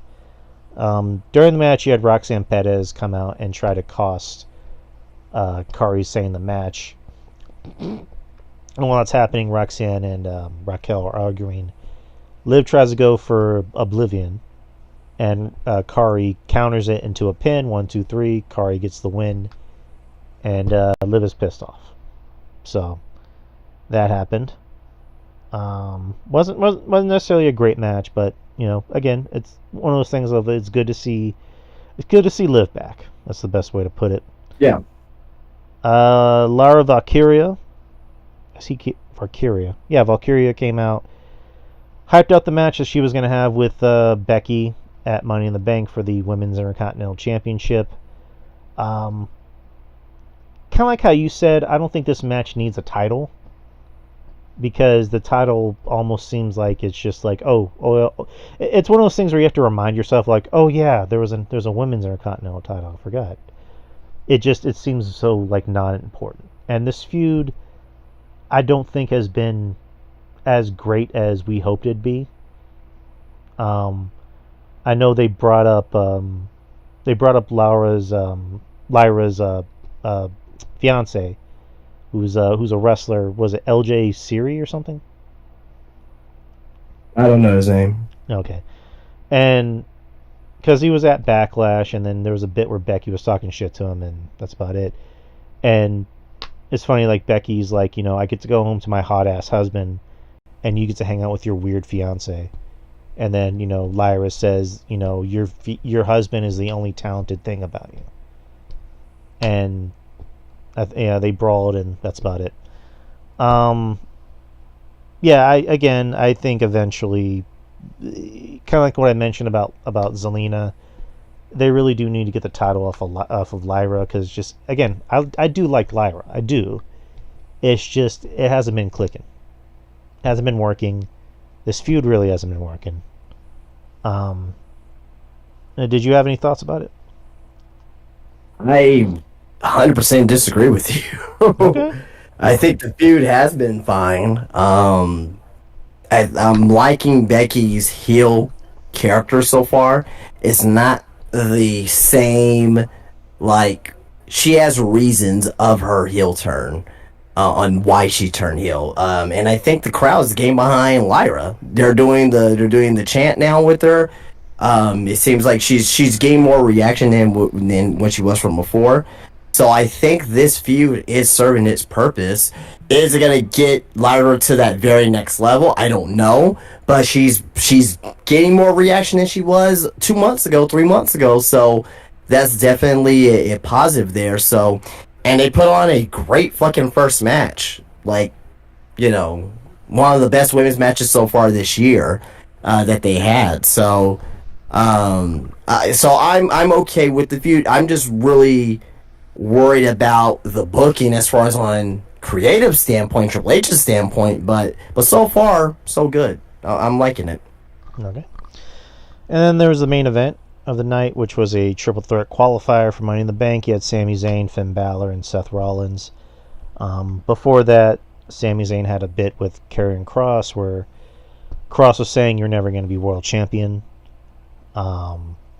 which again kind of keeps building up to what you've been talking about, that Sami could possibly win Rumble and go on to win the world title at Mania.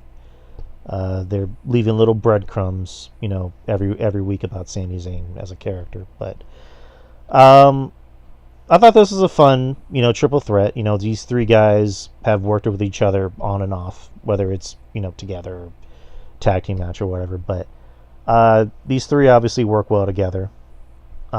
Seth and Finn have probably had like a billion matches together.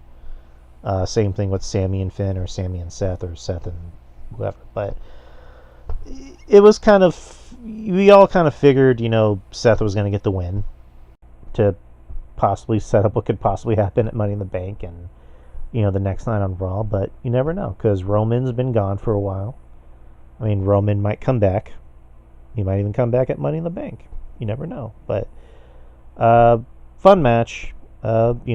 These three guys know how to work, so there's really no doubt in if the match is going to be good or not. Afterwards, you had CM Punk come out and GTS Rollins, while Braun and Bronson and Paul Heyman are waiting at the ramp for him. And then Punk is in the crowd talking shit. So that's how Raw went off the air. What do you think about the main event and also just Raw as a show? Well, Raw sucked. Yep. It's terrible. It just seems like they're not doing it. It seems like WWE right now is just on cruise control. They can do whatever they want. They're comfortable. They know that they know that no one's really touching them right now as far as being a threat. They know that they can sell wherever they want to sell right now as the amount of money that they want to sell it at. So they're comfortable, and that's what sucks about it, because they don't need to do everything at a high clip right now. It's not good. It's not good TV right now. Some bright spots in there, you get some good matches, but in totality, it's not. It ain't. No. It ain't. All right. That can be the title for tonight's episode. It ain't. So that was Monday Night Raw, people. And for any basketball fans out there, OKC is moving on to the NBA Finals. So, what do you give Raw out of 10? This week's Raw, again, I've mentioned time and time again, I like the mid-card stuff better than the main event stuff. The Judgment Day stuff is always the most entertaining stuff on the crowd. Or not in the crowd, I'm sorry. It's the most entertaining stuff on the show. And also, the women's division. Yeah, this week's Raw was just not very good. I would say I'm gonna take something out of your book. I'm just gonna go by a number grade. Probably like a, I don't know, like a 6. Go with that. Okay. What about you? Not a 6. It's a 3.5 out of 10. God damn. It's not a good show. Hopefully, Not a good show. Well, you know, it was a good show, NXT, on Tuesday. The show opens with Ricky Saints versus Ethan Page for the North American Championship. The match didn't really start because both of these guys are beating the shit out of each other. To the point where the referee had to make a judgment call. Do I throw the match out, or do I just let them sort it out? And eventually they let them sort it out.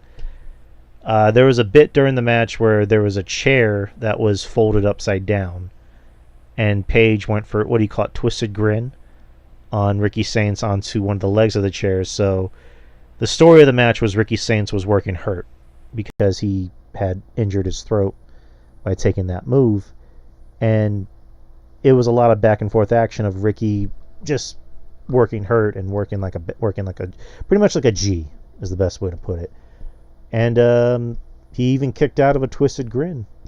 But in the end, Ricky Saints couldn't hold on anymore. Ethan Page went for what do you call it?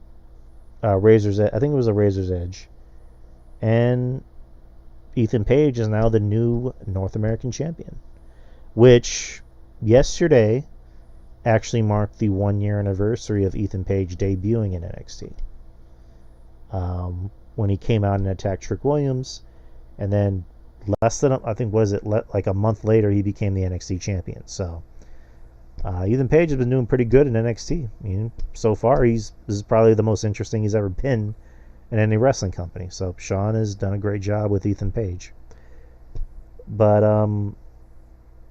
thoughts on the match and thoughts on where Ricky goes from here? Ricky looks like he's going to the main roster. Okay. From what I've heard, from what I'm hearing right now. Yeah, it kind of looks like that's the way it's going to be. And I think Ricky is just too good and too charismatic. And the main roster kind of needs that right now. But how do you feel about Ethan Page winning the North American Championship? Great spot for him. I mean, he is... I've been a fan of his for a while now. And he's not doing anything different than I think he could do. Super talented. He's a great heel. He's a guy that you just love to hate. But if you meet the guy in real life, you'll be like, oh, this is my best friend. You know what I mean? So he's finally getting the due that he's deserved, that he didn't get in AEW, that he didn't really get in TNA either. So he seems like he's gonna be the not necessarily the NXT flag bearer, but it looks like he's gonna be down there for a little bit while longer, and have a run with this North American Championship until he loses to Javon. Then I think after he loses it, I think he'll go up to the main roster too, because I think he deserves it. Yeah, I think he'd be a primetime player. Yeah, that makes sense. All right. We talked about Mike Santana and Tavion Heights at the beginning of the show. Afterwards, you had Trick Williams come out to celebrate him being the new TNA champion. Says that from now on, TNA will be called Trick-N-A. And then telling the fans, straight up that the ones that are cheering me were the same ones doing the Joe Hendry, wave. So I remembered that. So pretty much fully fledged becoming a heel, telling the fans to F off. Then you had Mike Santana come out and cut a promo on Trick. I thought it was a good promo. Mike is one of those few guys that when he talks, when he talks, like, it brings out some kind of emotion in the crowd and also to me, because he sounds like a guy. Like, he doesn't sound like what he's saying is scripted. He just sounds like what he's saying is from the heart. And he's telling, go ahead. No, I was gonna say Mike Santana, like Eddie Kingston too as well. They are very like you put Mike Santana directly in WWE. Like, to me, it's like I don't know how to put it. I'll just say this: like, his promo style is very, very fucking good. Like, he doesn't sound like anyone else. He doesn't sound fake, right? His style, I'll say this, his style, as far as promo wise, does not work for WWE traditionally. I'm not saying that's a bad thing, though. It just doesn't work traditionally in the sense of you don't hear promos like that. You hear promos like that in AEW, maybe on the indies, but not necessarily in WWE, and it gives it a different type of feel, a different type of realism behind it. And I think Mike Santana's promo style is very fucking good, very compelling to listen to. So, but go ahead. That was a good point. I mean, because we're so used to kind of the over-the-top theatrics as far as promos in WWE that I don't think we've gotten that kind of promo work where it just feels like it's from the heart. To be honest, I don't think we've ever gotten that. Maybe with a Punk. I think Punk's probably the only guy that kind of gets away with those kind of promos. But again, I really like this promo. You know, Mike Santana saying, you know, pretty much I got first in line. You're not my TNA champion. You can't be the TNA champion, then tear down the company. So they're going to have a match next week on NXT, which you pointed out a little too soon. They probably could have waited for the next pay-per-view event for TNA, but I don't know. Again, I'm not the booker, but again, good seeing Mike in NXT. You know, he looked like he belonged out there. Yeah, absolutely. Next is you had Tatum Paxley and Jada Parker. Parker got the win. I'm gonna step out for a second. I'm gonna run to the restroom real quick, but go ahead and continue. I'll be a little bit. All right, go for it. You had Tatum Paxley and Jada Parker. Tatum Paxley brought out dolls that look like Roxy, well, not Roxy, Shotzi and Gigi Dolan, so they're playing on that. Jada got the win, and then afterwards Thea came out and went after Jada because she's a grown-ass woman. So yeah, that happened. I can't really say too much about it. It wasn't really particularly great. It's great to see these women out there. That's what I'm saying is, but the match wasn't really that memorable. Tatum, I genuinely love Tatum. I don't know what they're doing with her. I mean, I do know what they're doing with her, but like this whole thing of like she always needs to be in a team, it's like I think she's good on her own. I thought this could have been a good way of making her a heel. Because she's like, you know, everybody I've been friends with has left me or been taken away. So I don't need friends anymore. I can do this on my own. Like, I think she's good enough on her own, but it looks like they want her to be in a team with Thea, which, again, another woman, Thea, that is good on her own, but they need to put her in a team, which makes no sense, but whatever. Even though Tatum tried to claw her eye out. Whatever. Yeah, Dante Chen versus Jasper Troy, and making his debut on NXT. Jasper, I thought looked good. I mean, obviously he's gonna need work, but that's what developmental is for. And Chen, I keep forgetting that he's on the show. He also did a good job selling for Jasper Troy. And now we're on to the main event. I forgot to mention. So on Battleground, there was a backstage segment with Stephanie Vacour and two women from AAA, whose names escape me at the moment. And they were arguing in the back, and they were telling her, you know, don't forget where you came from, blah, blah.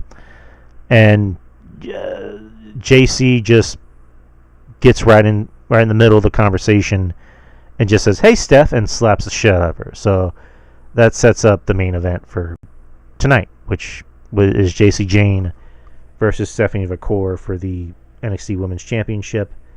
The first time I think JC's ever had a NXT Women's Championship match. I think she's had a North American title match, but I'm not sure. But again, the match was good. It was a little overbooked. There was a bit with Lola Vice because she's going to be Stephanie's tag team partner at Worlds Collide against the two women. So she comes out and tries to, I guess, even the odds, but that didn't work for some reason. Towards the end of the match, Stephanie is fighting off both members of Fatal Attraction, but can't overcome the odds. While the ref isn't looking, Jasmine Nix, who actually returned on Tuesday, and there was literally no explanation as to where she was, if she was hurt or whatever.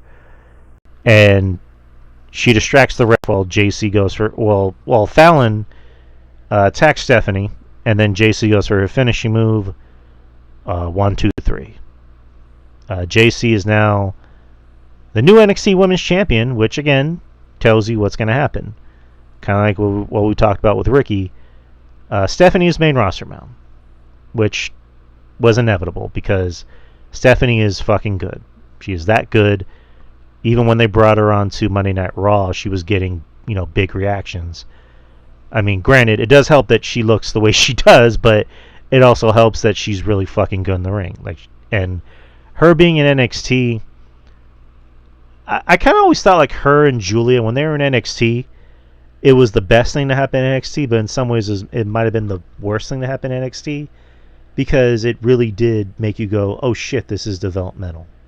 A lot of these women are still green, and Stephanie and Julia just rustled circles around them. I think RJ even said the same thing. I believe he might have said the same thing before they came on to NXT, but Julia's already on SmackDown. Stephanie, from what I heard, is going to be on Raw. And from what I believe, Jordan Grace is going to be on SmackDown as well. So, obviously, I'm happy for JC because I'm a JC guy. I'm interested to see where this goes. But what do you think about the match? Thought the match was fine. It wasn't terrible or anything like that. I like JC Jane. I just don't know if this was the right decision to put the title on her. Do you think they should have gave it to Jordan on Battleground, or I just kind of contradicted myself because Jordan's gonna be on the main roster pretty soon? Yeah, I was gonna say no, that would have been stupid. They would have done that if they were gonna ended up calling her up anyway. But I understand why they put on JC Jane because there's only one reason why that they did put the title on JC Jane at the end of the day. She's gonna hold the title. She's gonna hold the title until July 12th, 13th, whenever Evolution is. And she's going to drop the title to a debuting Mariah May, I think. Ooh. That's my prediction. So speaking and they need to get the title from a easily beatable heel. And that's what JC Jane is. She's an easily beatable heel. But yeah, because WWE, they want to make it a huge event because they're going to have that massive weekend in Atlanta on July 12th and 13th. Because you got Saturday night's main event. Which I was going to segue into. Yeah. And you got Great American Bash on the 12th. And you got Evolution on the 13th. So I don't know if they're going to put it in for Great American Bash or for Evolution. But for one of those two shows, I will possibly do it on Evolution. Just because I think that's going to be where the most eyes is going to be at for that particular show. But yeah, I think that's the main reason why they put the title on JC Jane, because I think they're going to debut Mariah May, and they're going to have her beat JC Jane for the NXT Women's Championship, which I'm 100% down for. Yeah, Mariah May. They need a new face to carry that division, and Mariah May is definitely that face for sure. Yeah, Mariah May apparently is WWE bound pretty soon, sooner rather than later. Yeah. Well, what's your thoughts about that? I know that you're not a huge fan of hers from past conversations. I mean, we'll see. Is that maybe something that you want to see, like long term? We'll see. I mean, she's obviously someone that WWE would want. She's very pretty. I'm not saying she's not talented. She's just not my cup of tea. I'll just leave it at that. But like She's you, very fucking good. I don't think you're giving her the justice due. She's very good. Very good. but and also we've had this conversation before. Like everybody that goes to AEW, they're using that as almost their audition to come to WWE. You know, because before she went to, Yes and no. Yes and no, but more yes than no, but yes and no at the same I time. mean, because Moran May, like, you know, there's like old photos from her Twitter where she's like talking about how much she wanted to be in WWE, and there's like pictures of her with like the Triple H statue. You know, Stephanie Vacour, same thing. Like Stephanie Vacour. Granted. In argument's sake, was any other major company around at this time? No, no. So of course they're gonna be like, I want to go to WWE. Like it's, so I Well, don't really think that's a totally fair comparison in context. Like, you know what I mean? So, well, but I get what you're saying. I understand. well. At the end of the day, like this is even back in WCW. Like everyone wanted to go to WWF, but certain circumstances, you know, specifically, you know, smaller wrestlers. I think that's 100% true. Oh, man, that's 100% true. There's people that wanted to go to fucking WCW because of the fucking money. Well, yeah, Because at the time. well, yeah, but Jericho, you know, maybe he's not the best example, but he said straight up, like, I never wanted to go to WCW, but I had to go because WWE wasn't offering guys like me contracts. And he admitted I went there to basically use that as like an audition to go to WWE.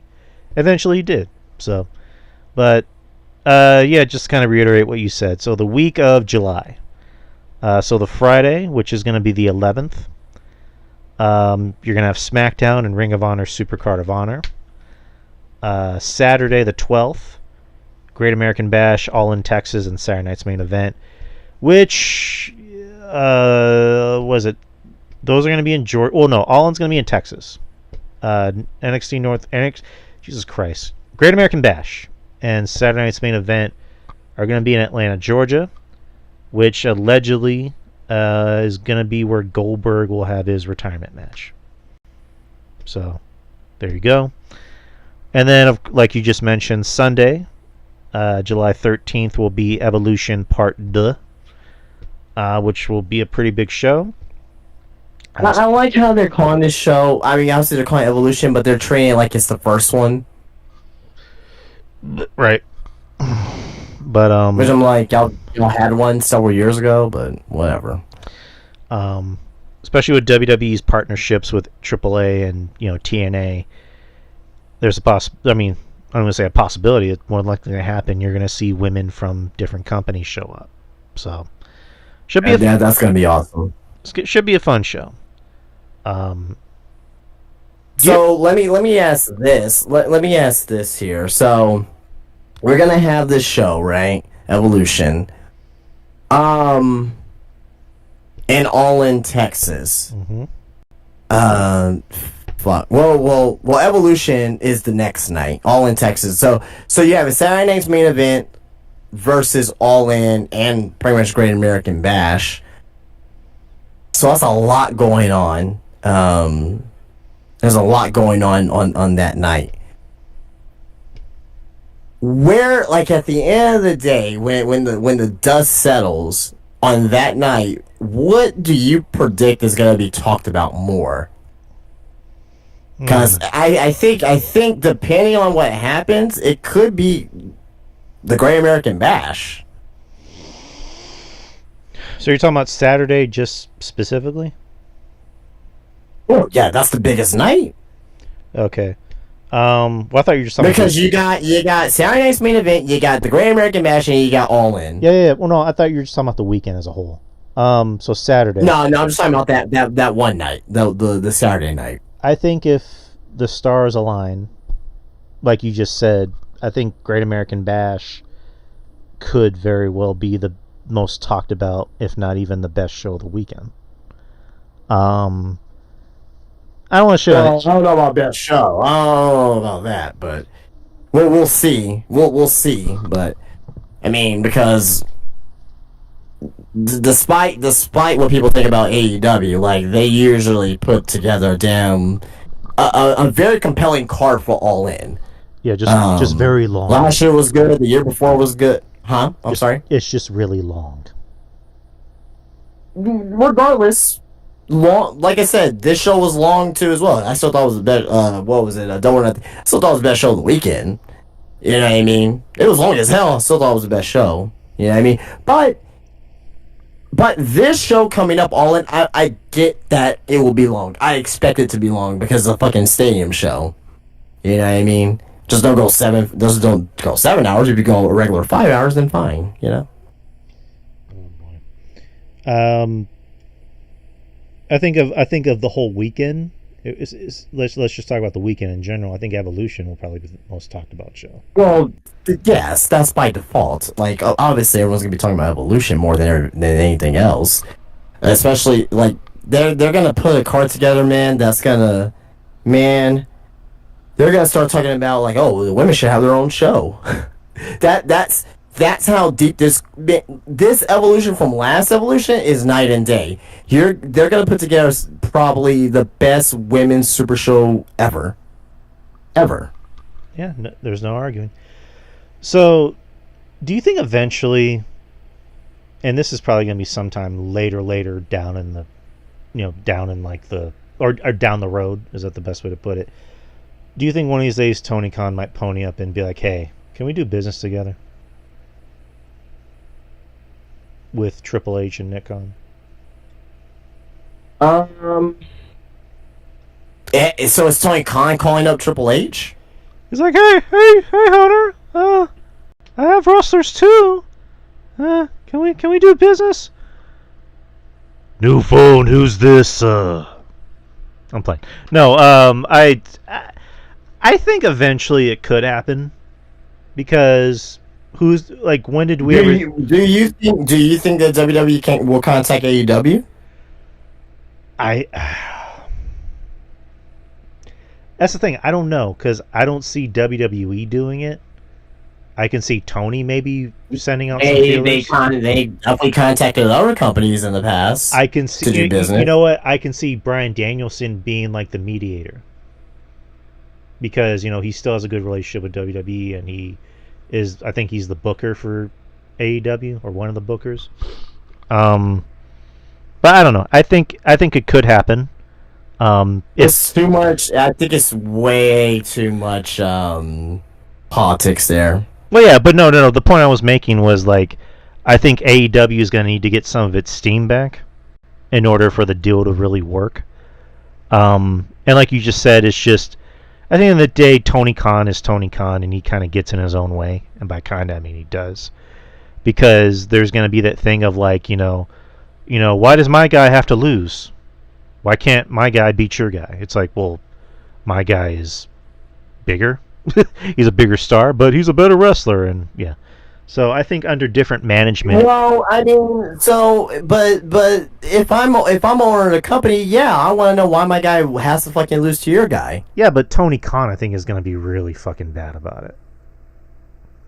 So why are they working together then? If he's not willing to work with anyone. Again, the point I was trying to get to was under different management, it could happen, but as long as Tony's there, I don't think it's going to happen anytime soon. But no. So we're not going to see it then, because Tony Khan is Tony Khan's company. He's not going to give up power, and no, that's silly. Okay, that's silly. All right. To me. Okay. If Tony Khan's not looking to work to do business, then there's no AEW then. Tony Khan doesn't want to do business with anyone. No, the point I'm trying to make is Tony Khan doesn't want to do business with anyone else. No, he does business with other people. He does business with other people, rather if it's a big company or not. Did business with New Japan, doing business with New Japan, doing business with CMLL, did business with TNA, even though it was bad business. He's done business though, so it's done business with AAA. So he's done business before, you know what I mean? If it benefits him, but he's done business. You just said it, if it benefits him. But if it's WWE in this case, right? They're doing business and it's only benefiting them. Right. They fucking bought AAA, right? Which I don't like the idea of buying another company, but Oh, you know, I will say this, like the TNA partnership, and we said this before, been mostly WWE that's been benefiting from it for the most part. For the most part, not 100%, but for the most part. So yeah. if they were to do business with AEW and Tony Khan's there, yeah, I want my talent, some of my talent to go over. Not all my talent's gonna get fucking buried. Should be even 50-50 split on who goes over, who doesn't go over. Yeah, but I think Tony Khan would want it to be more 80-20 on his part rather than 50-50. You're no, you're. I don't think you're giving Tony Khan credit on that. No, you're no. Okay. I think you're being very what's the word I'm looking for? Not realistic about it at all. I think Tony Khan's a smarter man than you're giving him credit for. Okay. As far as that's concerned. Okay. Well, again, that's just how I feel. That's just kind of how I feel about him. But all right, let's. All right, so that was NXT. We talked about NXT. We're kind of going a little bit over time, so let's just. What news do you have? Oh yeah. So we talked about the Evolution and NXT Saturday Night's Main Event. Get rid of that. First things first. We didn't mention this yet. WWE is not gonna have WrestleMania in New Orleans. Okay. The plan now is to run. I'm more sure you heard about this, right? Yeah. Okay, I just want to make sure. The plan is now to run WrestleMania on a regular basis in Las Vegas. As of yet, Las Vegas has not been named the new, has not been named again for WrestleMania 42. But not necessarily every year, but frequently. The idea is that the city wants to have a major destination sports event every year, and by definition, they're looking at the Super Bowl, the Final Four, the college football national championship, and WrestleMania. That's coming from Dave Meltzer and the Wrestling Observer newsletter. Also, on top of that as well, the decision to have WrestleMania 42 in Las Vegas instead of New Orleans was made partially because this year's WrestleMania made so much more money overall in Vegas, and they could not make that level of money in New Orleans. That's again coming from Dave Meltzer and the Wrestling Observer newsletter.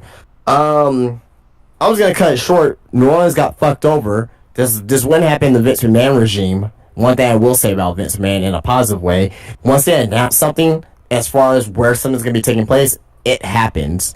This is a new era. This is a new TKO era, and it kind of sucks for the people who live in, let's say, New York, and they got to travel all the way to Las Vegas to go to WrestleMania, or for someone that lives in New Orleans that was expecting a WrestleMania to be there and they can't afford to travel, they can only go to the show locally. Kind of sucks for those people. So I understand WWE's a business at the end of the day, but I do not like this whatsoever. Your thoughts?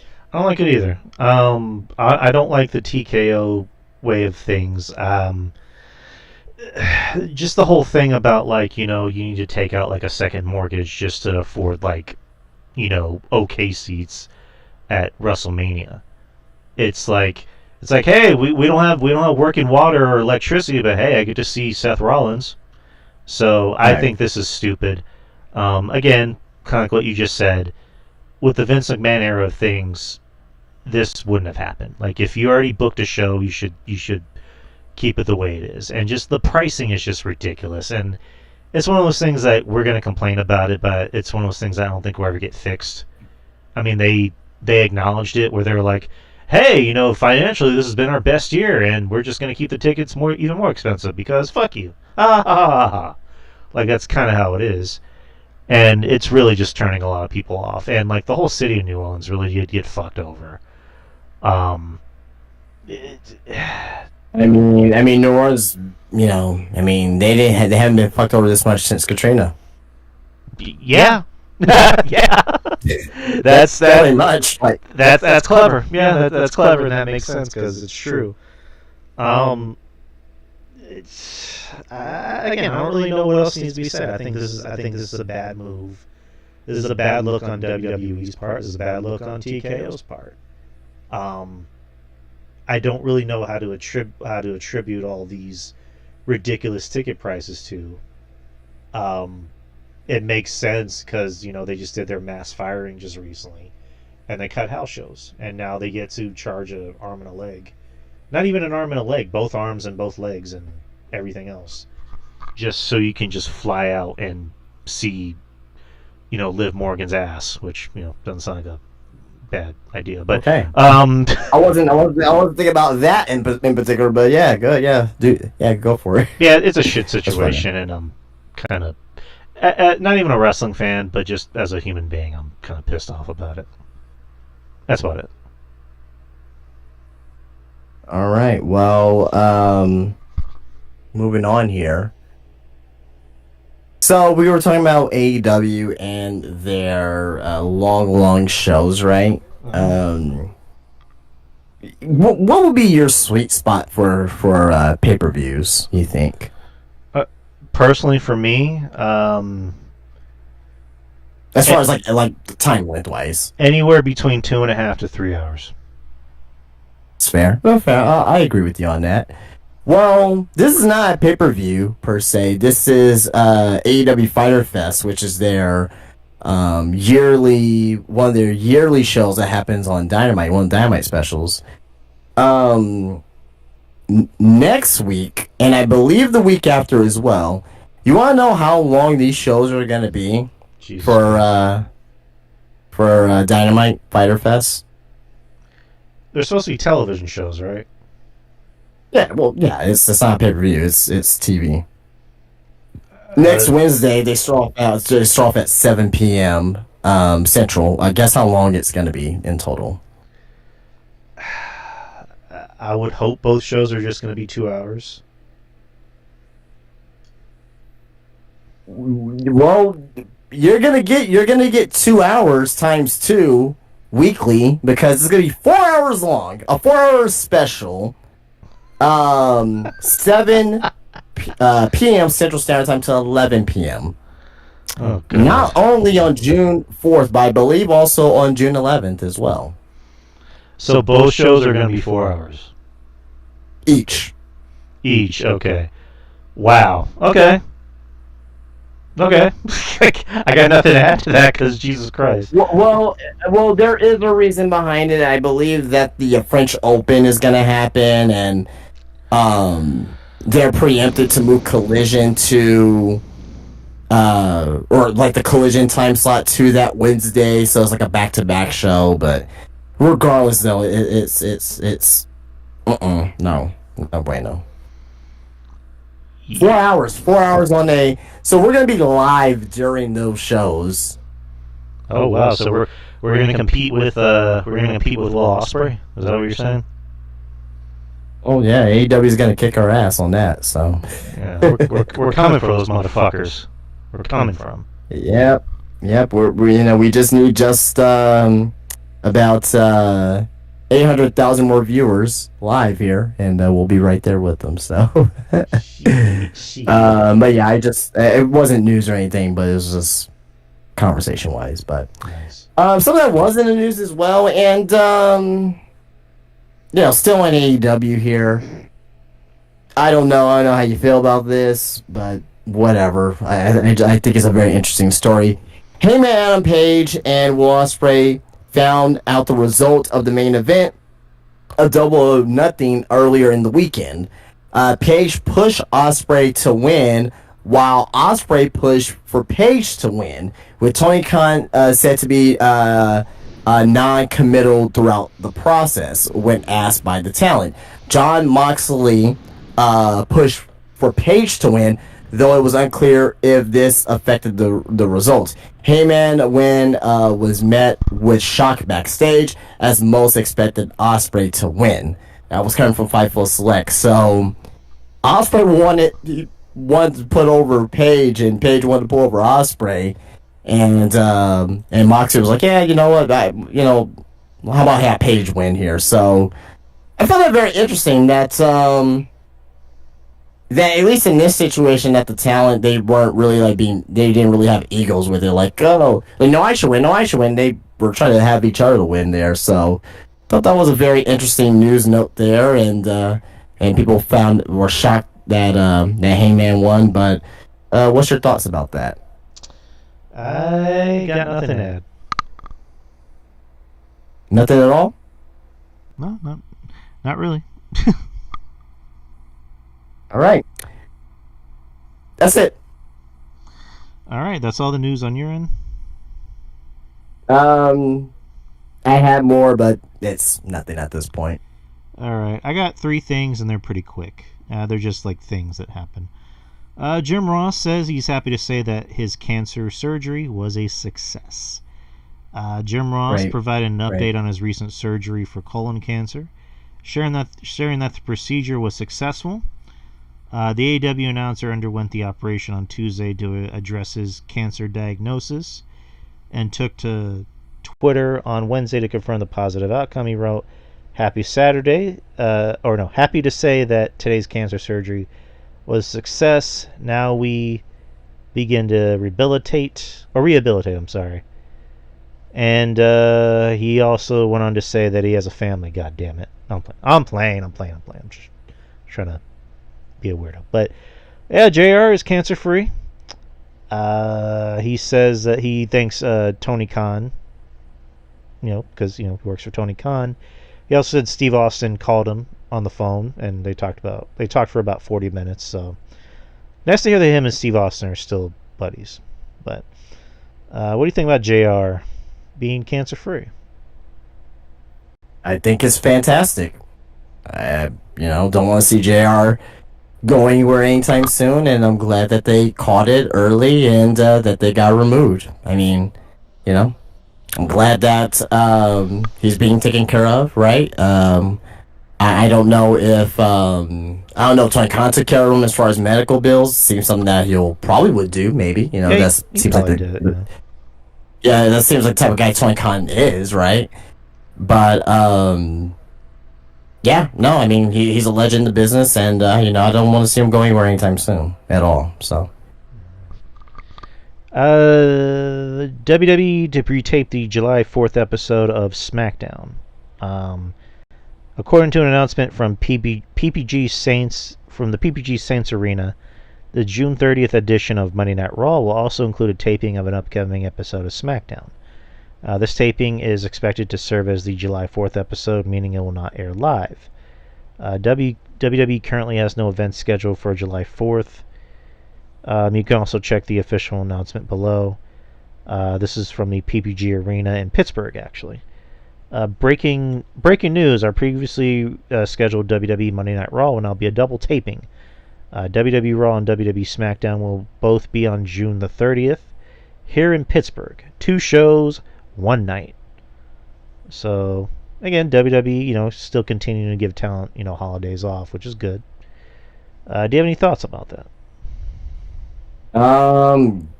No. Okay. I mean, all I can really say is, I don't know. I don't know how this will. I mean, it kind of affects me a little bit because of I'll just see the spoilers and not watch SmackDown. So yeah, true. That'll be my thoughts. Lastly, Ace Austin confirms that he is gone from TNA.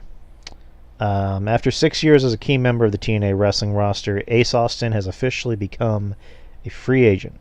The news of Austin's departure was first reported by former TNA president Scott D'Amore, confirming that the high-flying star has wrapped up his run with the company. Talking to Twitter, Austin confirmed his free agency, and he wrote, change is inevitable. It's not a matter of if, but when. And then he put, free agent at the bottom. Yeah, Ace Austin, he's free to go anywhere. Where do you see Ace Austin ending up?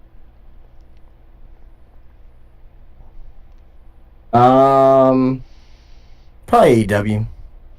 Yeah, it seems that way. I mean, again... why? Well, sorry, go ahead. I was gonna say I think he's talented, but I don't really see a place for him on WWE. So Why not? I'm gonna kind of like what we were talking about with Ray Phoenix, where like I like Ace Austin, but I don't think nothing about him stands out other than like he does nice moves. I Yeah. mean, you can say that about a ton of other wrestlers that are in All right. AEW and WWE. I mean, I think Ace Austin's a little bit.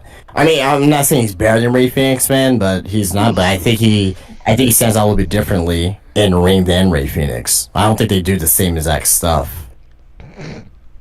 Right, but personally, I can see him going to AEW and taking the money.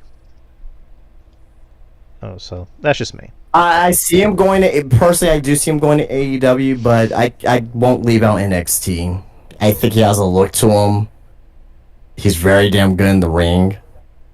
He's very well seasoned, right? I think if you just help him out as far as a character wise, I think you can have something there with him. But I just think that the easy way out for him is AEW. Once he goes to AEW, what the fuck he's gonna do? I don't know. Beyond Collision, beyond Ring of Honor. That's honestly why I see him at. I don't see him factoring in anything important, but he's also friends with Mia Yim, and I know, and he has the Bullet Club ties as well. So maybe him and Finn Balor has some type of relationship. I don't know, or maybe him and AJ Styles has some type of relationship. I don't know for sure, but he does have Bullet. He was in Bullet Club, so maybe there's some type of connection there with that too. That can probably get him to WWE, but as of right now, if you were to ask me today, I say Ace Austin goes to AEW.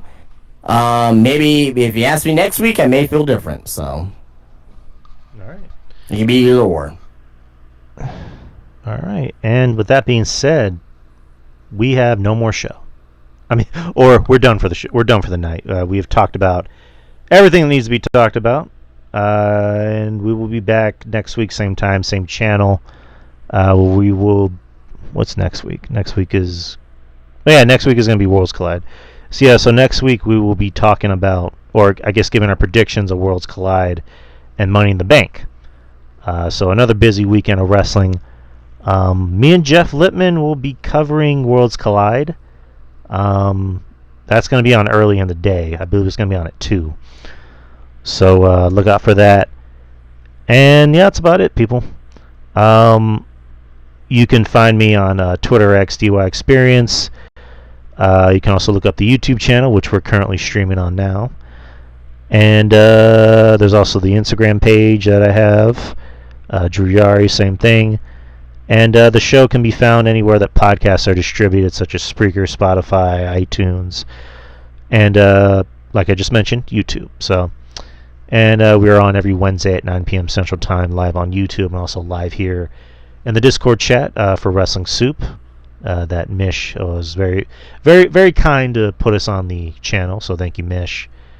And that's about it, people. And also the other shows I do. Friendly Neighborhood Marks with RJ. We had one last week where we talked about a lot. We reviewed Thunderbolts. We talked about other news and comic book, genre. We also sprinkled on some wrestling. So look out for that. And as of now, the show with Ruben, Culture Tech, it's on hiatus for the time being. And me and Jeff Lippman do our NXT review shows. As of now, it doesn't really have a name. It's just the experience. I might give it a name, but we'll see. But yeah, that's enough of me. What about you, Justin? What about Spymaster Tees? Yeah, Spymaster Tees, SpymasterTees.com. You guys know where to find me on Instagram, SpymasterTees.com. Get yourself a t-shirt. We'd love for you guys to support the shop. And if you visit Spymaster Tees at Wonderland Mall of America, Wonderland Mall, aka Crossroad Malls in San Antonio, Texas. Got a lot of great stuff for you guys there. T-shirts, action figures, lucha mask, socks, everything. So, yeah. All right. And as usual, I want to thank Justin for making these shows work the way they do. So thank you, Justin.